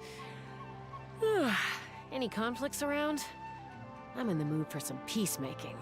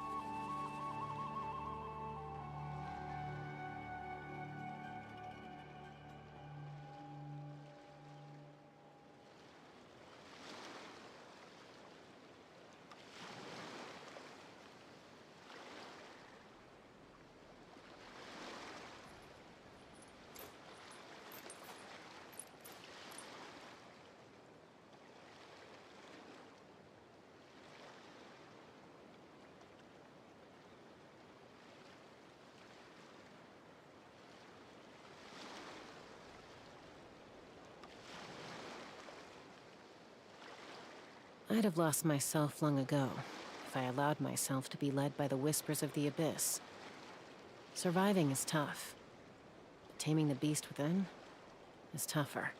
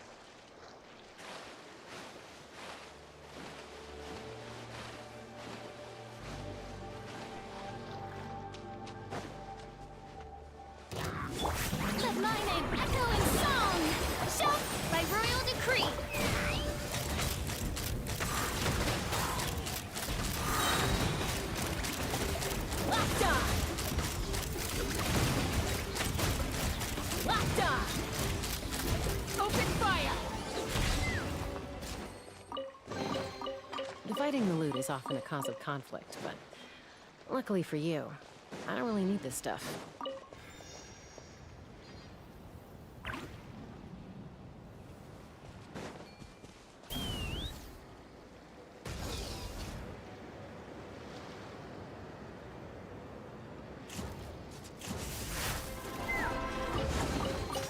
Ooh, Teamwork is strength!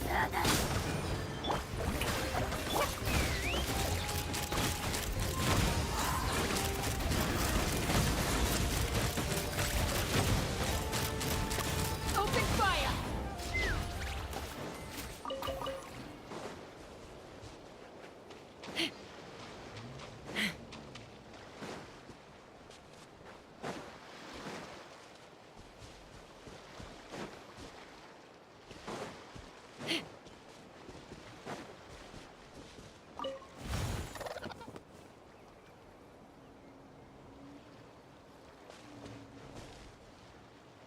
Let's fly!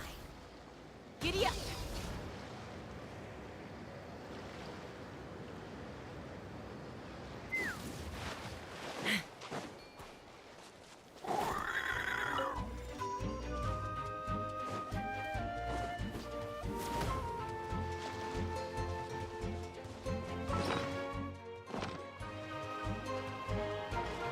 Take me up!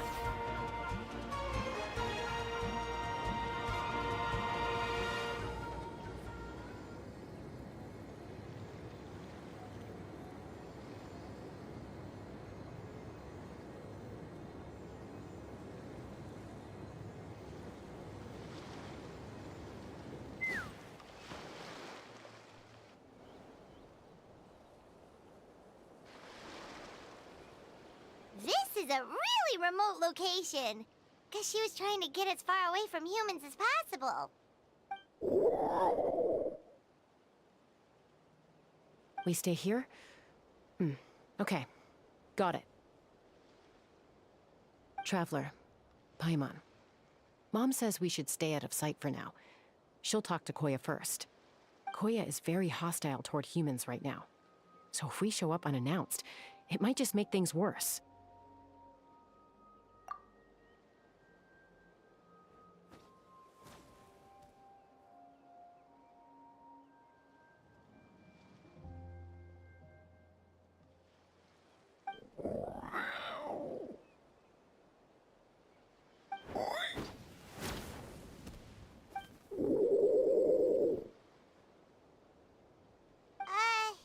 Any idea what they're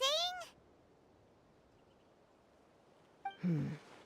Sounds like things are more complicated than I imagined. There's evidence in this area suggesting that Koya might have been the victim of a human attack.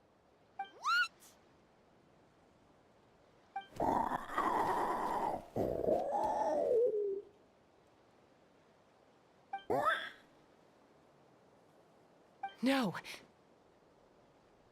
It's Chime, Koya's child. The attackers kidnapped her. They came over the sea, under the cover of night, and they took Chime. What the heck? Who would do such a thing? I searched day and night, and finally found them.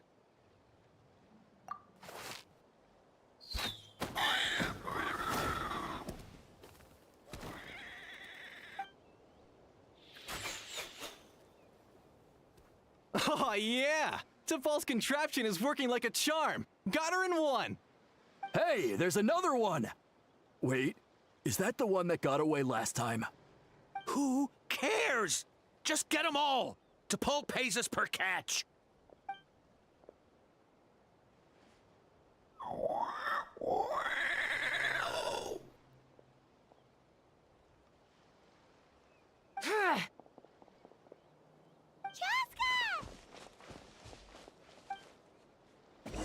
Joska?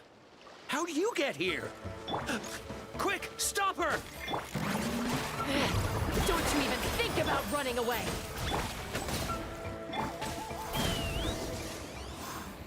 Open!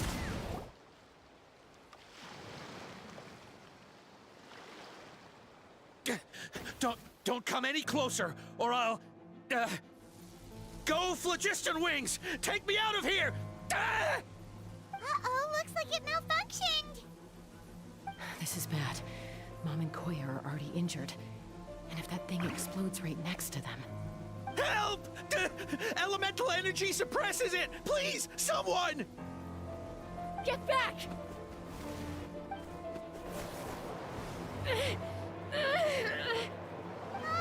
It's still going, and it's getting worse. Guess we need a more permanent solution.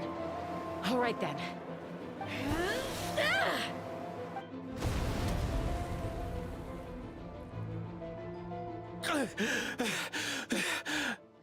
That was too close. I thought I was gonna die.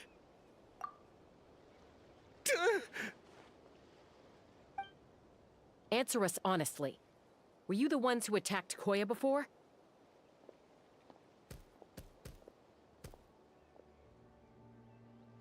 I am... No, it was...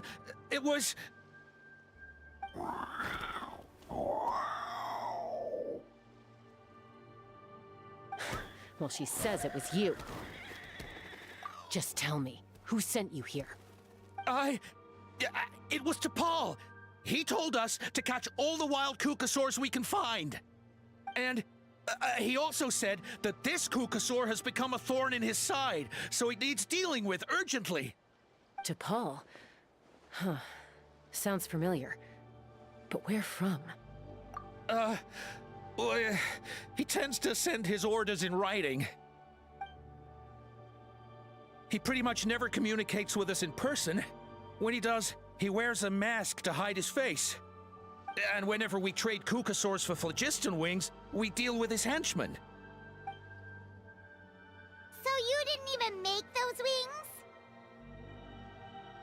All we did was slap some labels on them and transport them over here, to make them look like they're imported. To make it harder to trace their origins. I don't know, honest! Well, that's mighty convenient, huh? What about if I held a gun to your head? Would that change your answer? No need. I'm sorry. I'll tell you everything I know. T'Pol doesn't tell us much, but he always stresses that he wants them alive. So that gives us some clues.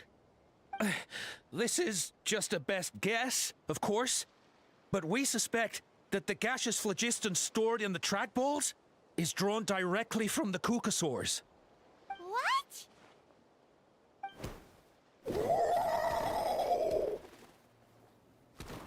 Easy now. You're still injured. Hey, keep talking. Yes, ma'am. So, the gaseous phlogiston has to be highly refined in order to power the phlogiston wings. The slightest imperfection can have disastrous consequences, as you just witnessed. But the Kukasaurs have a natural ability to process gaseous phlogiston. So, if you use them as an intermediary, then...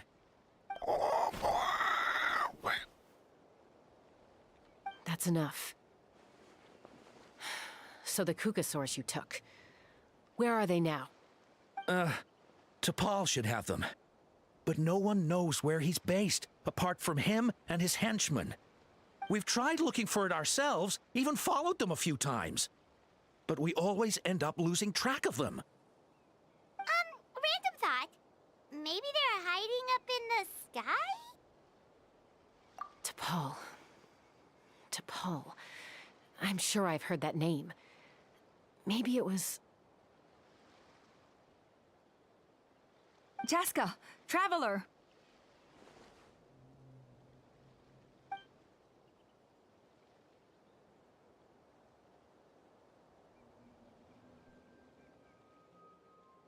That voice! It's Alpa!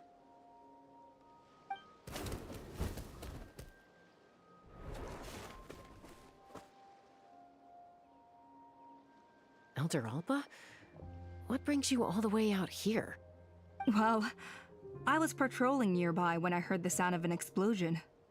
What's going on?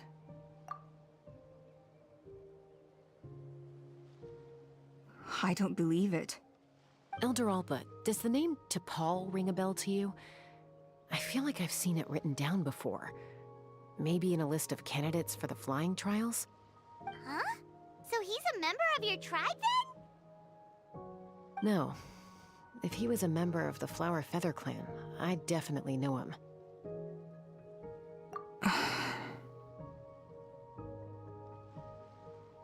Now that you mention it, I do remember a young man from outside our tribe who came to participate in our flying trials once. You were away on a mission at the time, which is probably why you don't remember him. He was a craftsman from the Children of Echoes, but he'd always dreamed of soaring the skies, so he wanted to join our flying squad. The Children of Echoes? That's rare. But despite his best efforts, he unfortunately failed to pass the trial and gain the Kukusaur's approval. In the end, he went wingless and returned dejected to the Children of Echoes. Wingless, huh? Maybe he invented the phlogiston wings to get revenge on the Kukusaurs. Perhaps. Or maybe it's simply his way of dealing with his regrets over his past flying endeavors. Either way, it doesn't excuse his abuse of the Kukusaurs. I'm gonna take these guys back and expose the truth to the tribe. It's time for this conflict to end. Easy, Chaska. Remember what I said about keeping a low profile? The ringleader still hasn't shown himself, and this man's allegation about powering the phlogiston wings with Kukusaurs is only speculation. Bringing these men to the tribe now won't win over any current supporters of the phlogiston wings. In fact, it may even escalate the conflict further. After all, many are mistrustful of the Kukusaurs after recent events. Is that why T'Pol waited until now to try to capture my sister? I don't know. I mean, he did tell us to spread negative rumors about the Kukusaurs and slip some Mora to anyone opposed to them, but... But Koya only attacked humans because they stole her child! Nevertheless, we will be hard-pressed to change people's minds while emotions are running high. Unless we have irrefutable evidence.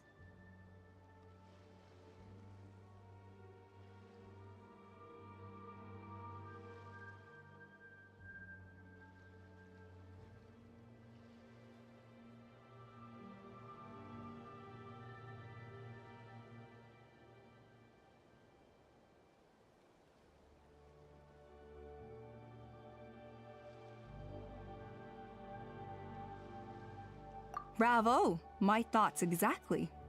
In the meantime, leave these men with me. I'll escort them back to the tribe. I'll take the other members of their crew into custody too. They won't get another chance to stir up trouble. Fair enough. I guess finding T'Pol is gonna be the key to resolving this conflict. Let's hope the Children of Echoes have some info on him.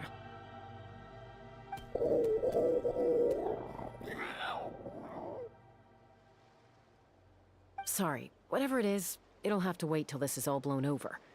I have to fix this situation before it spirals out of control.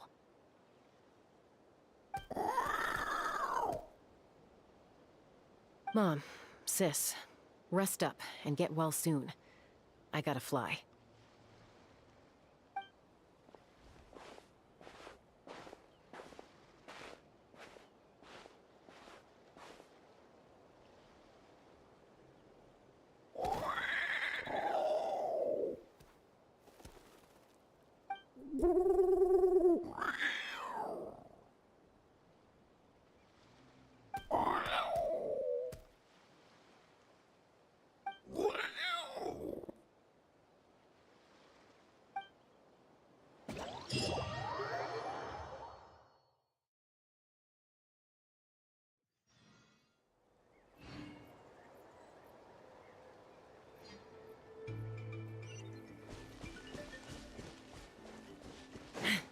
Take me up!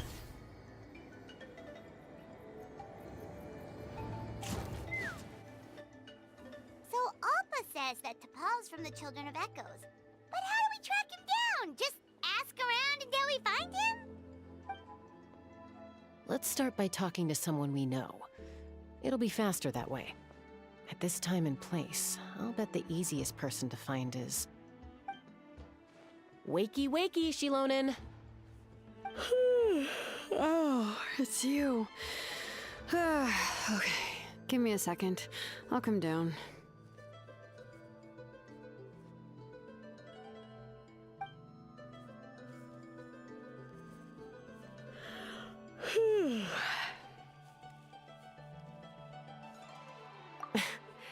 I climb trees to fly further and see farther. I don't usually stop for a nap. Well, we're not all like you. Always full of energy, even after flying around all day. Yeah. So, you've come all this way and interrupted my precious nap time. Might I inquire as to, why? I'm sorry, Shilonen, but it couldn't wait. Does the name T'Pol mean anything to you? He's a craftsman, apparently. Huh. T'Pol. Yeah, that rings a bell. I think that's Puma's child. Nope, I'm afraid you're a few years too late. Why are you looking for him?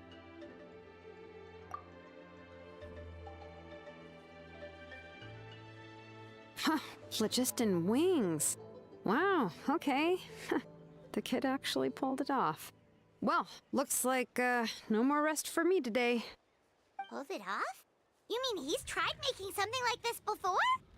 Yeah, he started trying to build a flying machine right after he got back from the Flower Feather clan. So right after he went wingless, then. Was this flying machine anything like the gun you made me? You mean your gun that's harder to tame than the proudest Kukasaur? No, he wanted to build something that allows anyone to fly freely, even if they're not naturally gifted. But he never got very far back then, though. Blew up his workshop a few times and barely made it out alive. I never really kept up with him after that. His parents traveled a lot in their youth and only returned to the tribe after he was born. But they settled in a remote area and don't interact with other people much. Which means most people in the tribe don't know them very well. Your best bet is to chat to his direct family. I'll, go get Puma. Wait for me in front of the workshop. I won't be long.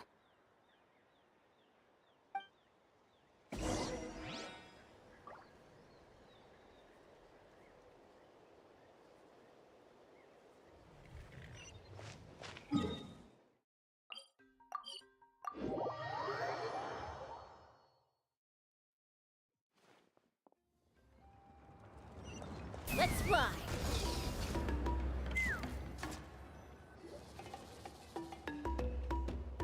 I'm back. Allow me to introduce T'Pol's mother, Puma. Hello, we're... Oh, save the pleasantries. I don't want to spend any longer talking about that boy than I have to. Huh?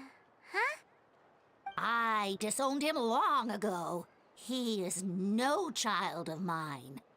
All he cared about was his pipe dream of reaching the sky. Oh, we tried to talk sense into him, but he was obsessed. And then when he left us, he spouted some nonsense about building a workshop in the sky to avoid the constant criticism of us ground dwellers. He left his notebook behind. Whatever questions you have, you can look for them in there. I am done talking about him. He's no son of mine. He never called me Mom anyhow.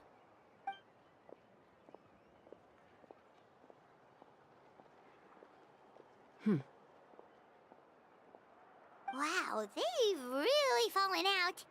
Paimon sure wasn't expecting that. Her husband, T'Pol's father, he passed away recently, and T'Pol didn't even bother to show his face at the funeral. If you ask me, that was probably the final straw for Puma. I'll go keep her company. If there's anything else you need, just come and find me. Thank you. Okay, so this notebook is the only lead we got now, right? What's in there?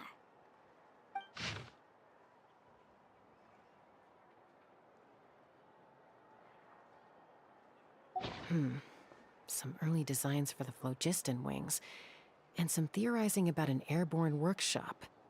Ochkanatlan, the Cinder City. Looks like that's where he got his technological inspiration from. So, was he serious about the workshop in the sky? But that's such a big project for one person. Do we think he actually pulled it off? Oh, yes. The one from the trial arena that was super high up. That balloon has been there for a while, and everyone's been wondering how it got up there, but what if that's the wrong question? What if it started off even higher up, above the clouds and out of view? and it only descended to its current height due to some kind of malfunction. Part of T'Pol's workshop? Seems likely. If T'Pol's base had been hiding above the clouds this whole time, that would definitely explain why Isidore couldn't find it. Paimon totally called it! But how do we get up there? Chaska, can you even fly that high? By myself? Possibly. But with a passenger, no chance. I doubt even phlogiston wings could take you up that high. At least, not without that relic T'Pol mentioned in his notebook. Yeah, and he's probably holding on to it. We'll have to find another way. Nope. That's way beyond Paimon's altitude. Also, would you really expect Paimon to go up there and take on T'Pol by herself? Let's not worry. Just because we can't think of a solution doesn't mean no one else can. I'm not the only flying expert in my tribe, you know.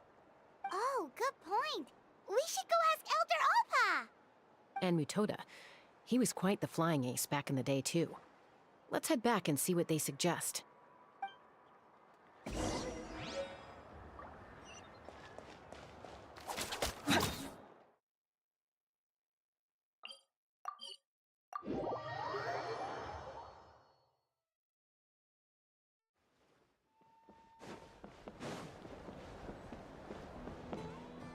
Have you gone mad? No more Kukasaurs. We want phlogiston wings.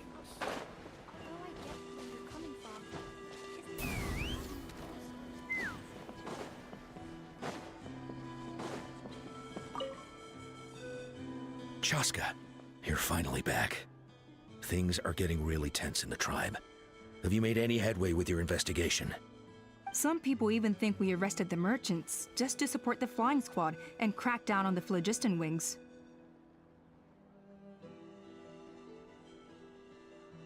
We found some promising leads, but there's a major obstacle standing between us and the irrefutable evidence we need. A relic from the Cinder City? So Och Khan's still managing to sow discord, even after all these years. An airborne workshop and a hot air balloon above the trial arena. And that's where you're trying to get to now?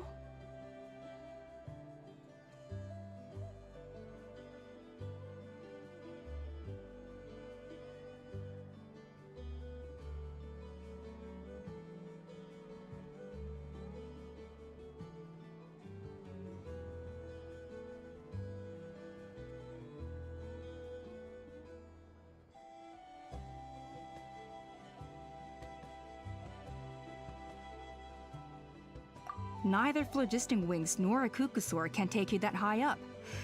Do you really think that's where T'Pol is hiding? You know what? There might just be a way. Really?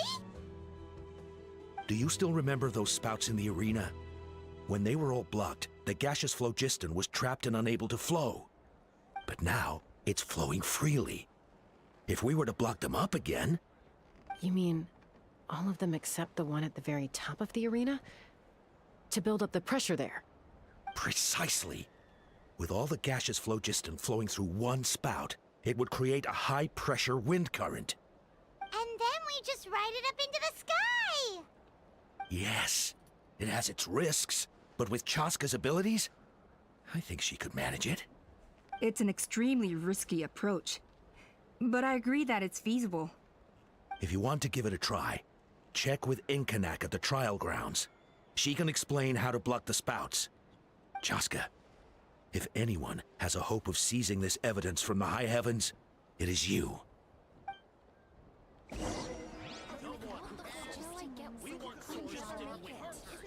How do you never take off that mask anyway? You got a huge scar If you're so or tough, something? why don't you take off my mask and see for yourself? Have you gone mad? The Kukasaurs are our partners. Take me up!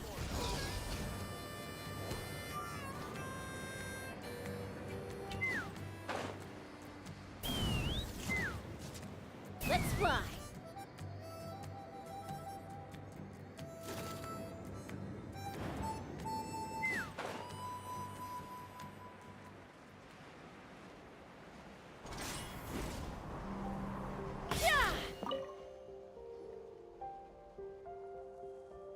Goodness me, that is a very bold idea.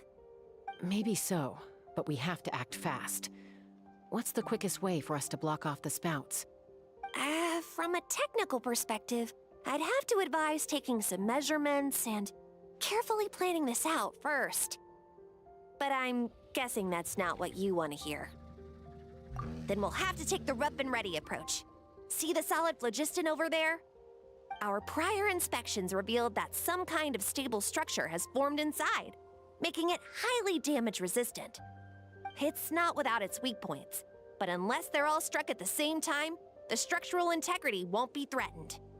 So, what happens if we do strike them all at once? It'll collapse. Okay, I see where you're going with this. Yeah, you got it. As long as you hit all the weak spots at once from the right angle, the solid phlogiston will fall right on top of the spout and block it up. You're right about rough and ready. Sounds like my kind of plan.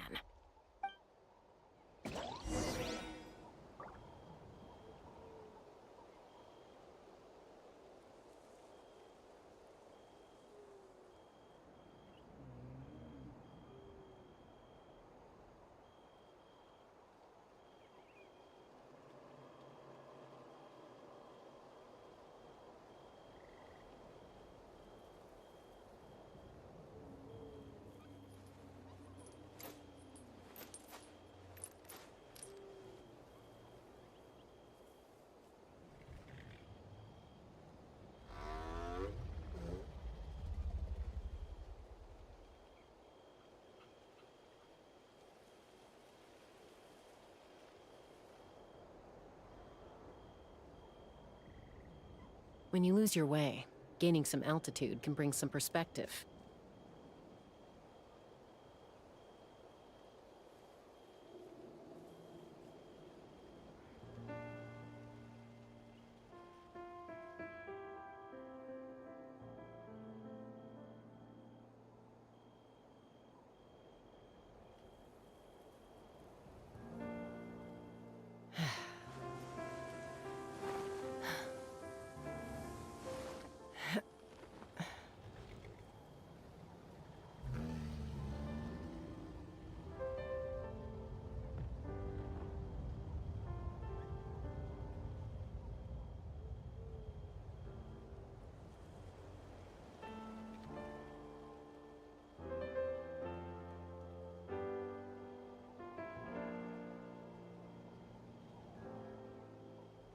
I'd have lost myself long ago if I allowed myself to be led by the whispers of the abyss. Surviving is tough. Taming the beast within is tougher.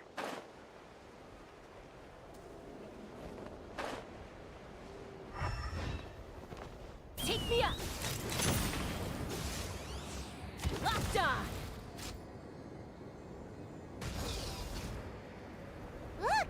There's a chunk of solid phlogiston right over that spout!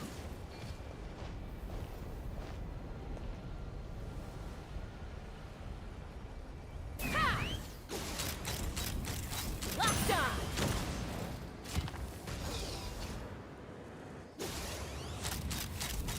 Bullseye! Locked on!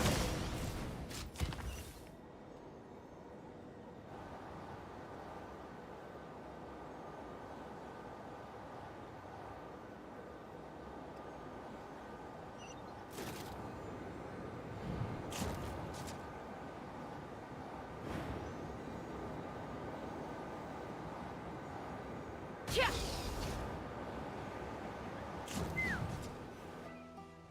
It actually worked! But wait, how are Paimon and the Traveler supposed to get up there? Koya can give you a lift. She's actually been following us this whole time.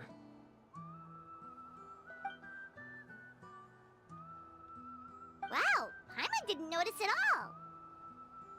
Well, probably because she didn't want to get too close to humans. Or maybe just me.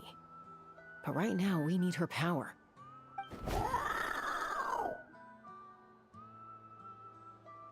Whoa, you didn't even have to summon her!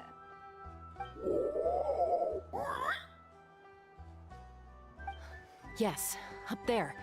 That's probably where Chime is. All right, let's go have a little talk with this T'Pol.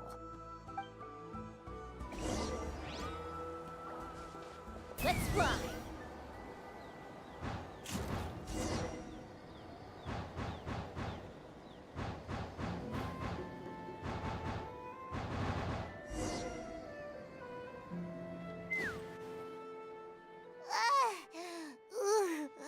Haven't ever flown that fast before. She feels so ready to throw up. Aha. Just as I thought. It might look like a regular hot air balloon from the outside, but up close, it's clearly been heavily remodeled.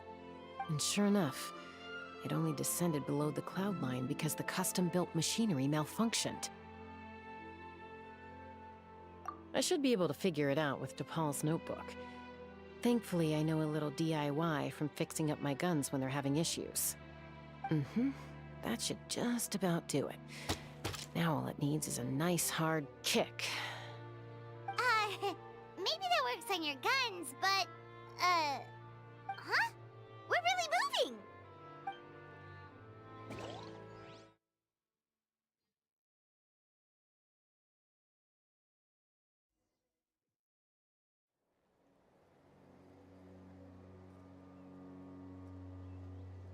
Here it is! The workshop in the sky! Oh, you gotta see it to believe it. Makes you wonder why T'Pol even bothers with phlogiston wings when he has tech like this. Well, according to the notebook, the platform beneath us runs on components from the Cinder City. Those can't be mass-produced. Also, I have some doubts about its mobility after seeing how it moved just now. For someone like T'Pol who dreams of flying freely, this definitely doesn't cut it. But if he's got that relic, he should be able to make a set of prototype wings for himself, right? Why bother making a whole flying workshop so he can mass-produce them?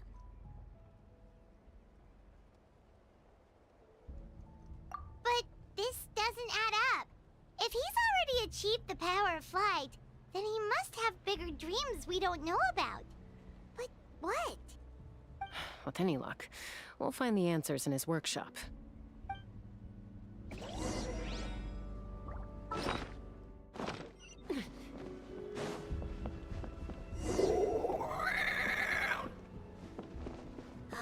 Cuckoosaurs! Seems like the merchants were right. T'Pol's using them for his own ends. I'll bet that mechanism on top of the cage opens the door. Let me give it a try. Open fire!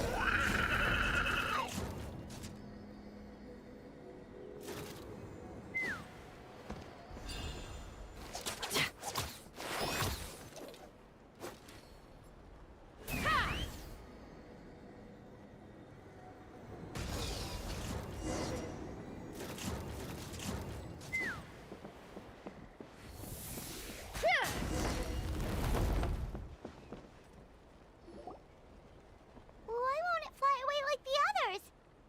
Is it... She's still breathing, but barely. By the looks of it, T'Pol was using these cages to extract phlogiston from the Cucosaurs. Once a Cucosaur is drained of phlogiston, it becomes too weak to move. We'll have to come back for these ones after dealing with T'Pol. Let me see. Looks like a record of his phlogiston research. Log number 330. With the support of... I was finally able to launch the airborne workshop. Even though it relies on the relic for 80% of its power supply, I've at least taken the first step. Log number 348. Research on the relic is progressing well. I should be able to replicate the technology and scale up production very soon. Has proposed a name for this groundbreaking invention, the phlogiston wings. I think I'm getting close. Soon I will achieve my dreams. Log number 377. Encountered some issues with the new smaller model phlogiston wings. The gaseous phlogiston showed some volatility during the refinement process. thinks we should proceed at a more cautious pace with the refinement experiments. But after so many past failures, I have to prove that I will succeed this time. Log number 114 ran an experiment using cucosaurs to refine gaseous phlogiston. It was a success. Log number 117. I've started recruiting merchants and hunters to capture wild cucosaurs. Log number 121. Major breakthrough in the efficiency of phlogiston yield. Huh? So many parts have been crossed out! Yeah, probably the contact he alluded to in his other notebook. Guess he has a benefactor. Did anyone else notice how the numbering system in this notebook suddenly changed halfway through? We haven't got time for textual analysis, I'm afraid. Grab the notebook and let's press on.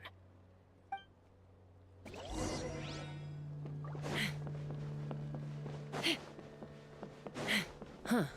Never seen one of these before. Looks like this was built with the Cinder City components, too. You're not thinking of giving it a nice hard kick, are you?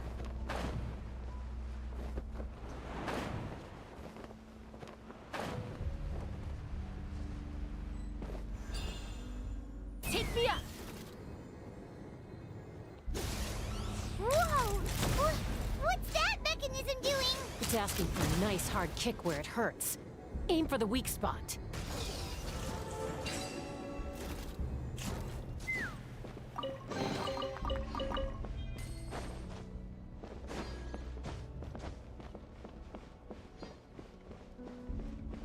What are they doing here? It's T'Pol's henchman. He must have brought them here using the relic in his prototype wings. Watch out!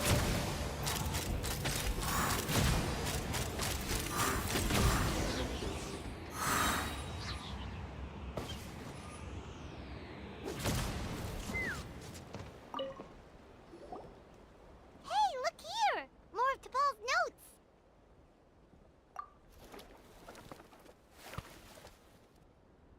Log number 403.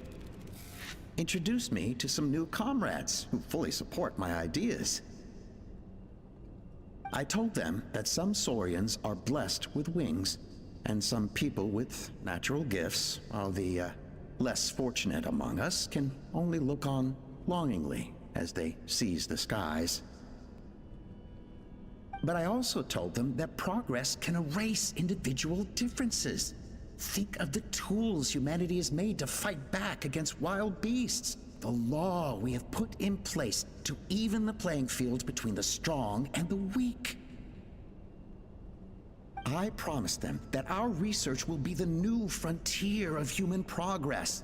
With our phlogiston wings, the power of flight will no longer be for a select few to enjoy. Imagine a world where the skies are for all to share. I only hope that when we finally achieve this goal, will be proud of me.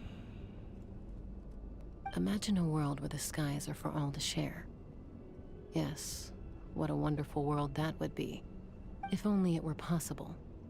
We could respond faster, and so many tragedies could be prevented. But T'Pol, what about the saurians you're draining dry of phlogiston? You're not sharing the sky, you're stealing it! Bad move. I won't let you get away with it.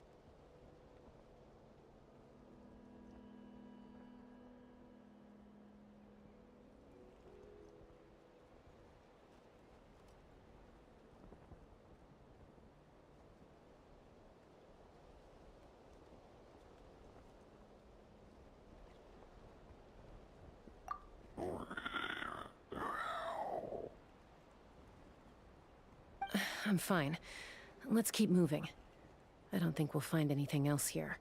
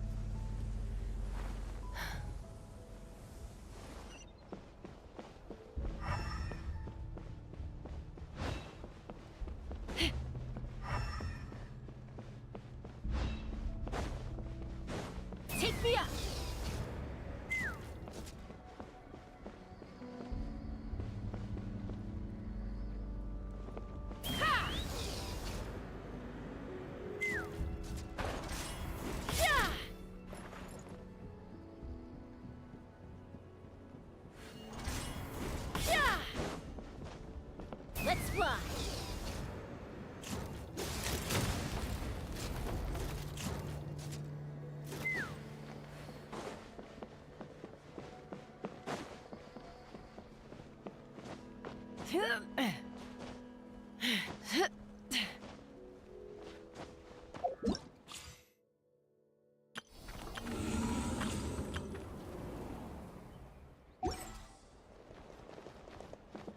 me up!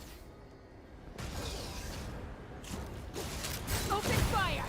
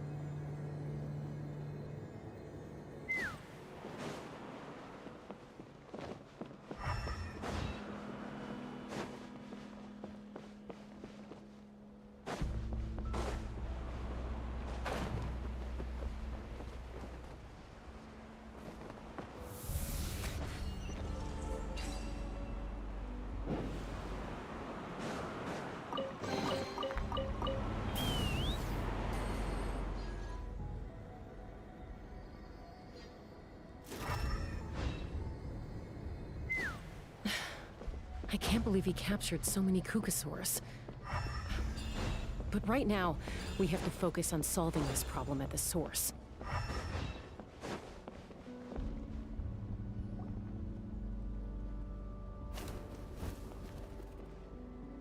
Looks like we've reached the center of the workshop. And still no sign of Koya's baby.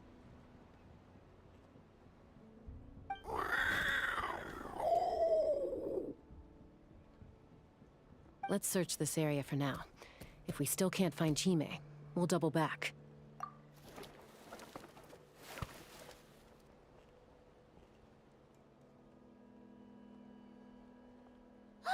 Chaska, Traveler, come quick! What is it? Did you find Chime? Not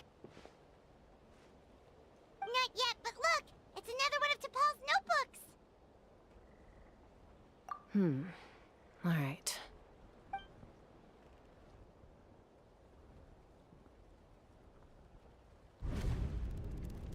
Log number 428. We decided to restart the experiments on phlogiston refinement, but without telling. This is the final obstacle to the success of the Phlogiston Wings project. We cannot fall at the last hurdle. Log number 436. Earlier today, suggested using Kukasaurs as an intermediary to extract refined phlogiston. It's certainly feasible, but... Anyway, as long as our secret experiment succeeds, I'm sure won't bring it up again. Log number 443. We will conduct the experiment tomorrow. But birthday is coming up, so hopefully we'll have a birthday surprise for her. Log number 444. Huh? Why is this log empty? I guess whoever wrote down the log number was prevented from recording the results.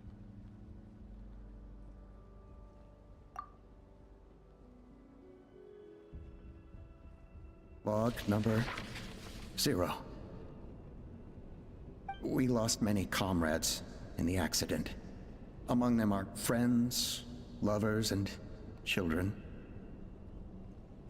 But we cannot stop now. We will keep their legacy alive and carry their dreams forward. As of today, we are scrapping the artificial refinement method. Instead, we will focus all our efforts on phlogiston extraction from live Kukasaurs. They are arrogant beasts whose existence in the wild serves no one but themselves.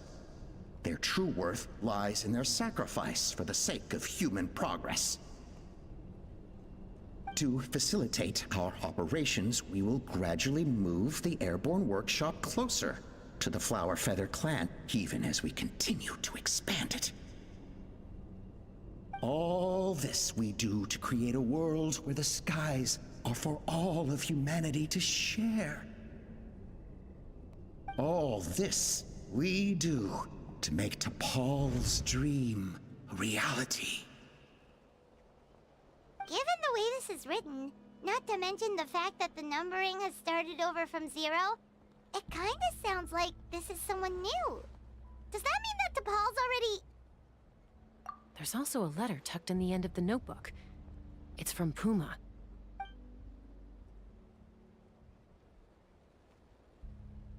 T'Pol, I don't know where you are right now, so I don't know how to reach you. My best bet is to send this letter to the Flower Feather clan. Your father is gravely ill. Oh, I know we've had our differences in the past, but he is still your father.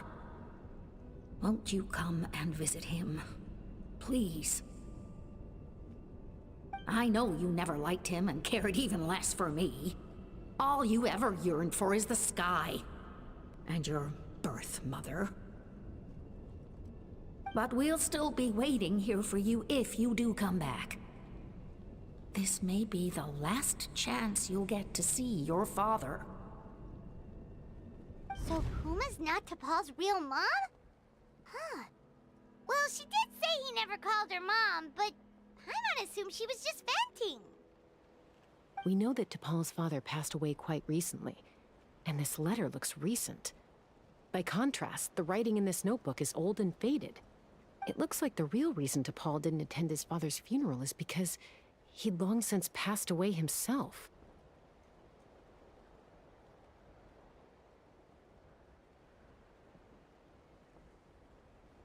If we ask ourselves why this letter was sent to the Flower Feather clan, why T'Pol always yearned for the sky, and how he got his hands on a relic from the Cinder City, it all points to one answer.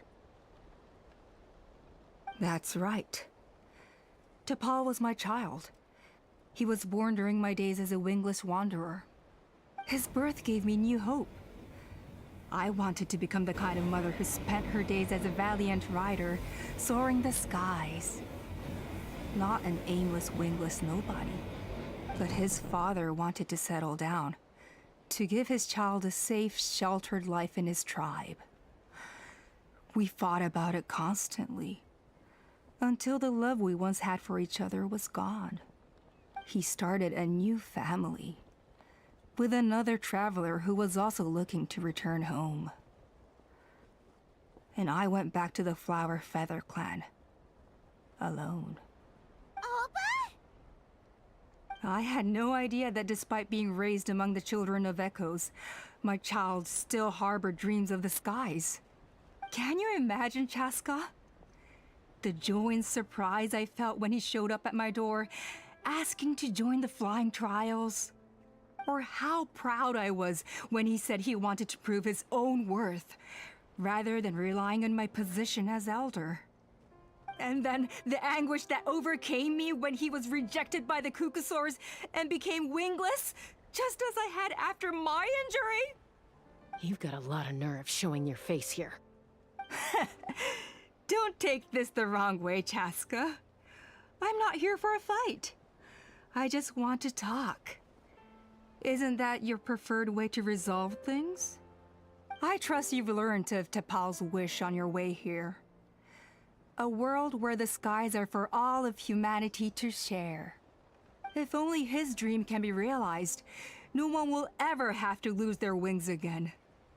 Our aerial prowess will be greater than ever before. War will never again come at such a great cost. The loss of Koichi is a tragedy that need never be repeated.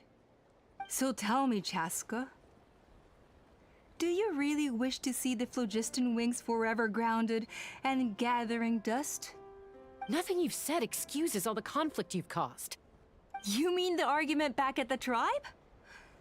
It was a necessary measure. Sometimes this is the only way to accelerate the pace of progress.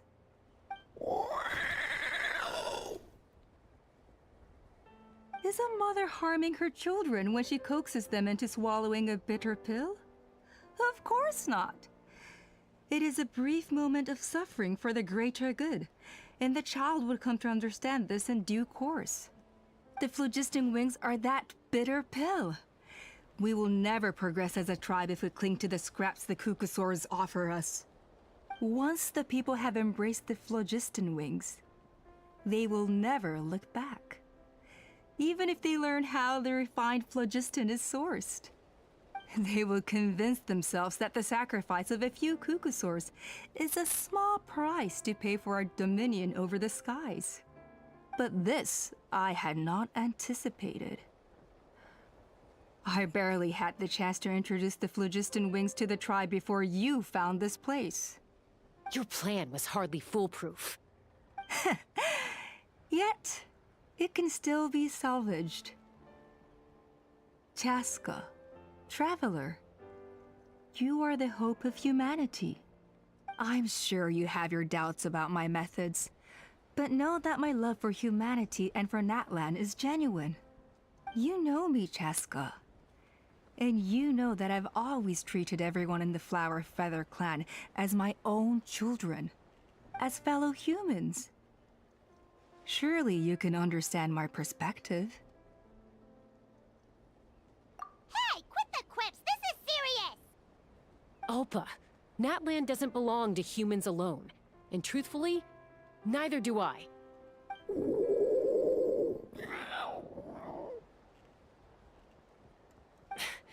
How many times has the Abyss invaded Natlan now? And yet despite how much stronger it is than us, Natlan still stands as a nation of humans and saurians. Peace imposed by force will crumble in a matter of days, because social bonds are what hold a civilization together. Weren't you the one that taught me that? And yet you would break the bond we share with our saurian companions to take more power for ourselves? That's as stupid as hacking your own arm off to use it as a club. They are wild beasts, driven purely by instinct. How could they possibly understand human social bonds? Ugh, how did someone like her ever become a writer? Ha! You overestimate them. They bow to the strong and shun the weak. That's all there is to it. They never gave Tepal a second glance when he was at his lowest, nor me when I returned injured from the Cinder City. It's all about survival of the fittest for them. Plain and simple. They obeyed me once I proved myself stronger than them, but the moment it serves them better, they'll abandon me in a heartbeat. You're wrong, Alpa. They only reject the wingless because they don't want to fly anyone to their death. Chaska, I will promise you this. Only the unruliest wild Kukusaurs will be used for phlogiston extraction. The ones who have nothing else to offer to humanity. Well, that's too bad, because I know a few unruly wild Kukusaurs who don't think that idea is gonna fly. Namely my mom, my sister, and me. And the others? To us, they're friends, family, even children. So if you want to put any of them in one of your cages, you're gonna have to go through us. Is that right? I knew you might be difficult to convince. Maybe this will change your mind.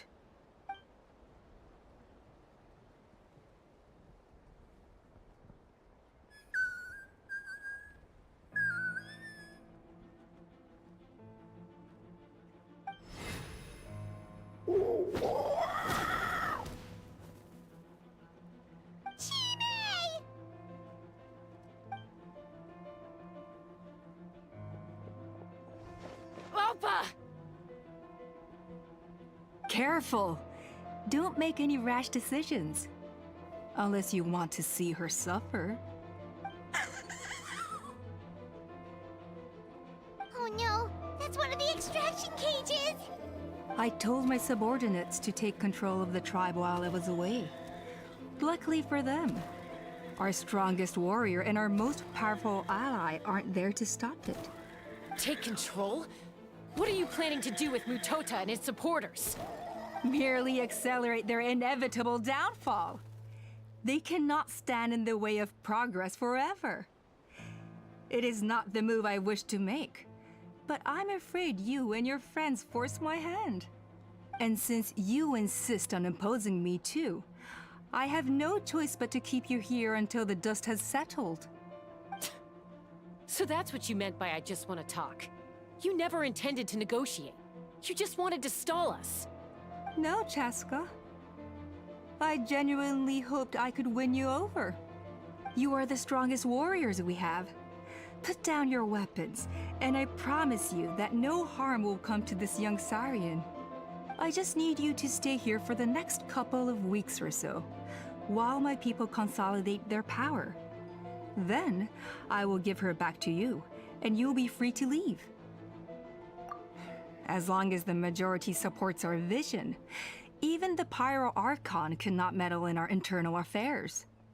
Your vision is deranged, and the Flower Feather Clan will never support it. You sure about that? Then wait here and see. Time will tell. What do we do? Even if the whole tribe fights back, Mutota's in grave danger! Stop delaying the inevitable! Drop your weapons and get into the cages, now! She's still holding Chime hostage. Is there really no other way?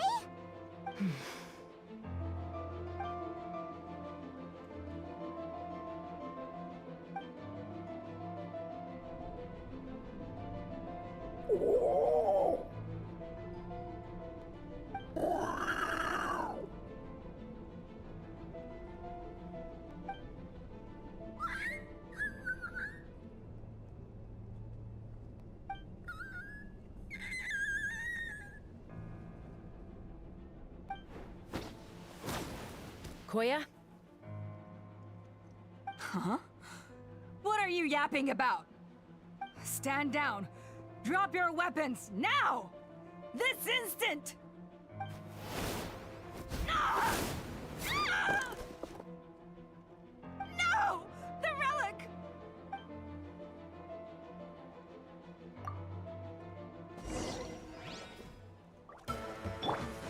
Wings of darkness! Everybody stand! Time to shine! Shower me with grace! Knock him down. Take me up! Give up, Alpha. We're negotiating. Which will it be? Hey, something's up with this relic! Open fire!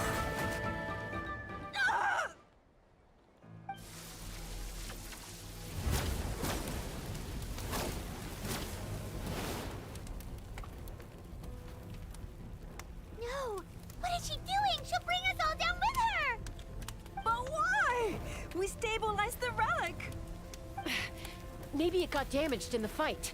If we don't think of something fast, this whole workshop is gonna fall apart. No.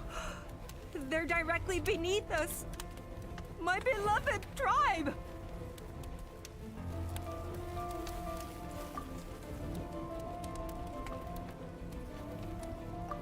Okay,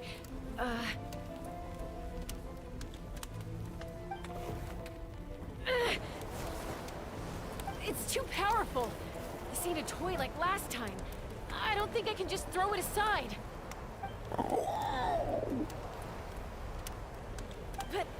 But we need to get it far away before it explodes. Then the tribe will be safe, and so will this workshop. Koya, remember when we were kids? Come on, let's take this thing high up into the sky.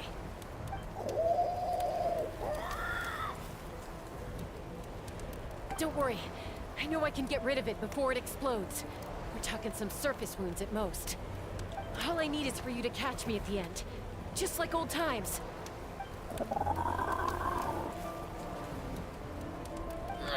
I can't hold it back anymore. We have to go. Don't be insane! Alpha, what are you? You're a fool, Chaska! Why would you choose such a risky solution? We cannot entrust the safety of our tribe to this wild Saurian! I'm the fool. You really think you can stand a better chance than me? Sure, it may be asking too much for an ex-wingless to escape the blast radius in time. But I can fly it a safe distance away, even if it's the last thing I do.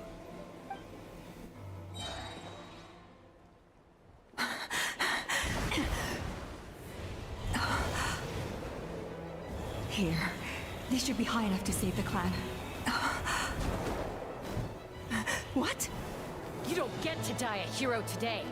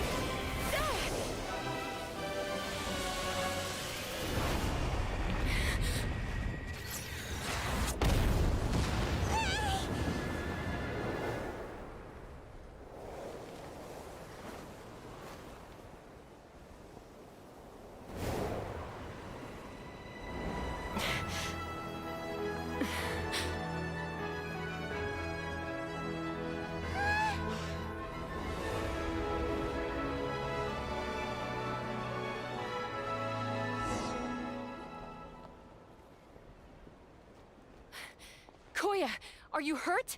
Let me take a look at you. What do you mean, I'm fine? Didn't I tell you to catch me on your back? Why did you try to shield me from the blast?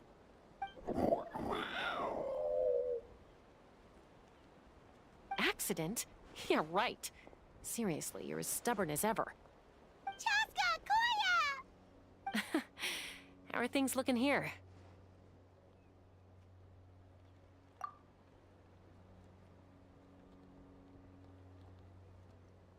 I think that's putting it mildly. I owe you one. Again.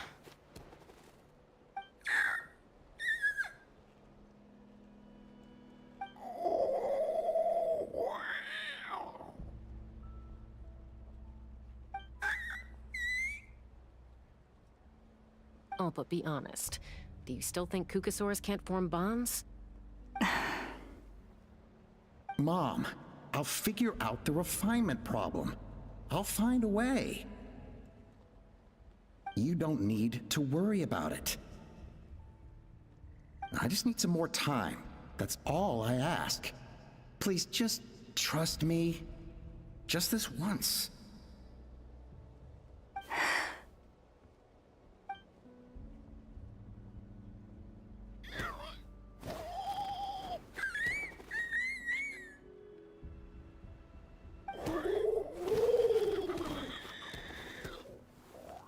The Flower Feather Clan yield to the strong. And it's up to the winners to define what strength means. So it looks like it's my turn to yield.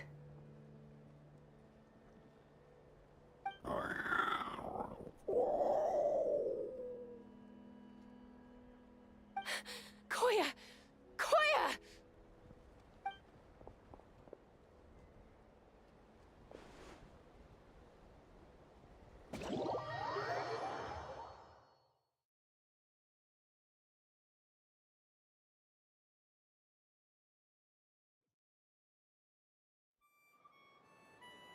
So, you're absolutely sure it's not because of the explosion?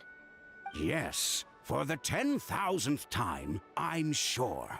The blast barely touched her. The reason she fainted was old injuries playing up, compounded by overexertion in recent days. The moment she finally relaxed, all the built-up stress finally caught up with her. And no wonder.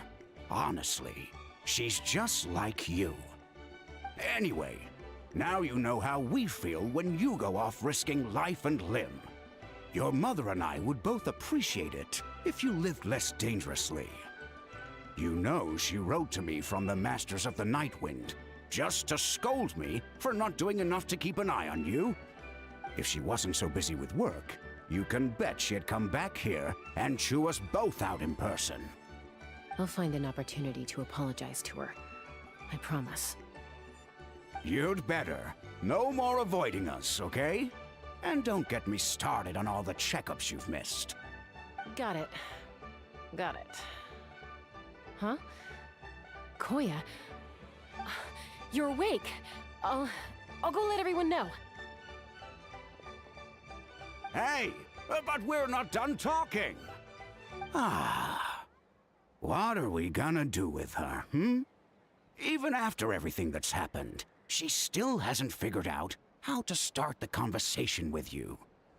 She keeps saying, I don't think Koya has forgiven me yet. But if you ask me, she's the one who's scared to open up and have an honest conversation. For all her confidence, she's a very sensitive soul underneath. You'd think as a peacemaker, she of all people would know how to reconcile with her family after a falling out. She must have been a handful growing up. Thank you for being there for her. And of course, thank you for keeping her safe when you were up there in the sky. Koya, Uncle Cusco, we're here! Ha! I was just telling her that she's not to go chasing danger with Chaska ever again. Cusco, I understand how you must feel. But it's all thanks to Koya and Chaska's efforts that the airborne workshop didn't come crashing down on our heads. Oh, Paimon almost forgot to ask. They didn't hurt you while we were gone, did they? Thankfully, when her co-conspirators tried to arrest me, I was out coaching Koya and Junan. The two of them were a huge help. They took care of things while I went around rallying the resistance. So, in the end, Alpa's would-be revolt didn't really get off the ground. And as it turns out, not all of the wingless want to see our dear Saurian friends replaced with phlogiston-powered gizmos. I'm so sorry you got mixed up in this, by the way. We should have caught on to Alpa's scheme sooner. We could have saved so many Kukasaurs from getting hurt. Most of the airborne workshop has now been dismantled. We've just left one small, harmless part intact, and repurposed it as a jail for Alpa and her cronies. Let's see how they like being locked up in a sky prison!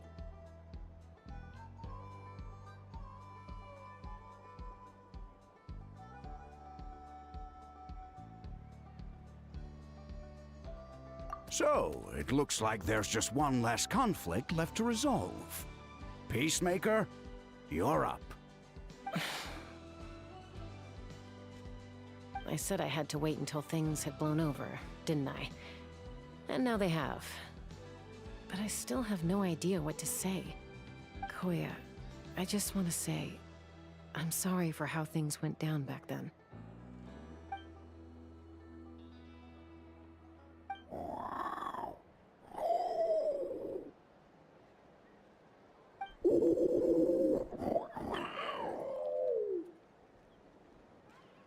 Huh?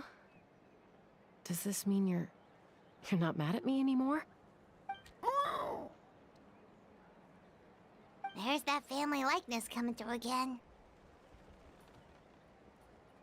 But that day, when we ran into each other...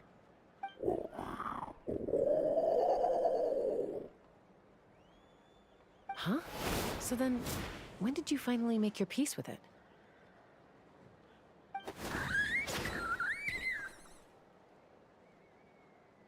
Oh,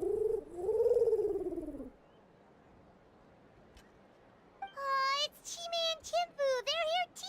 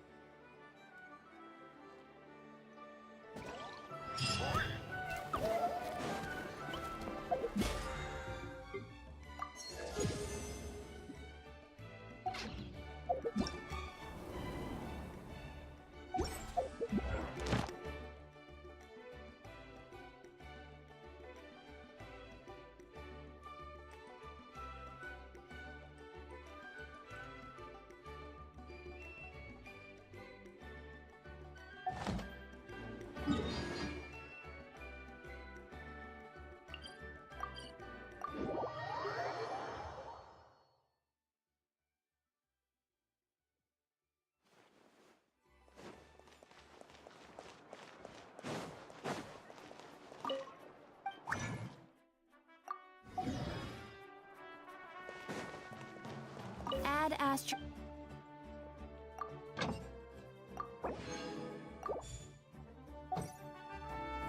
Add Astro. Thank you for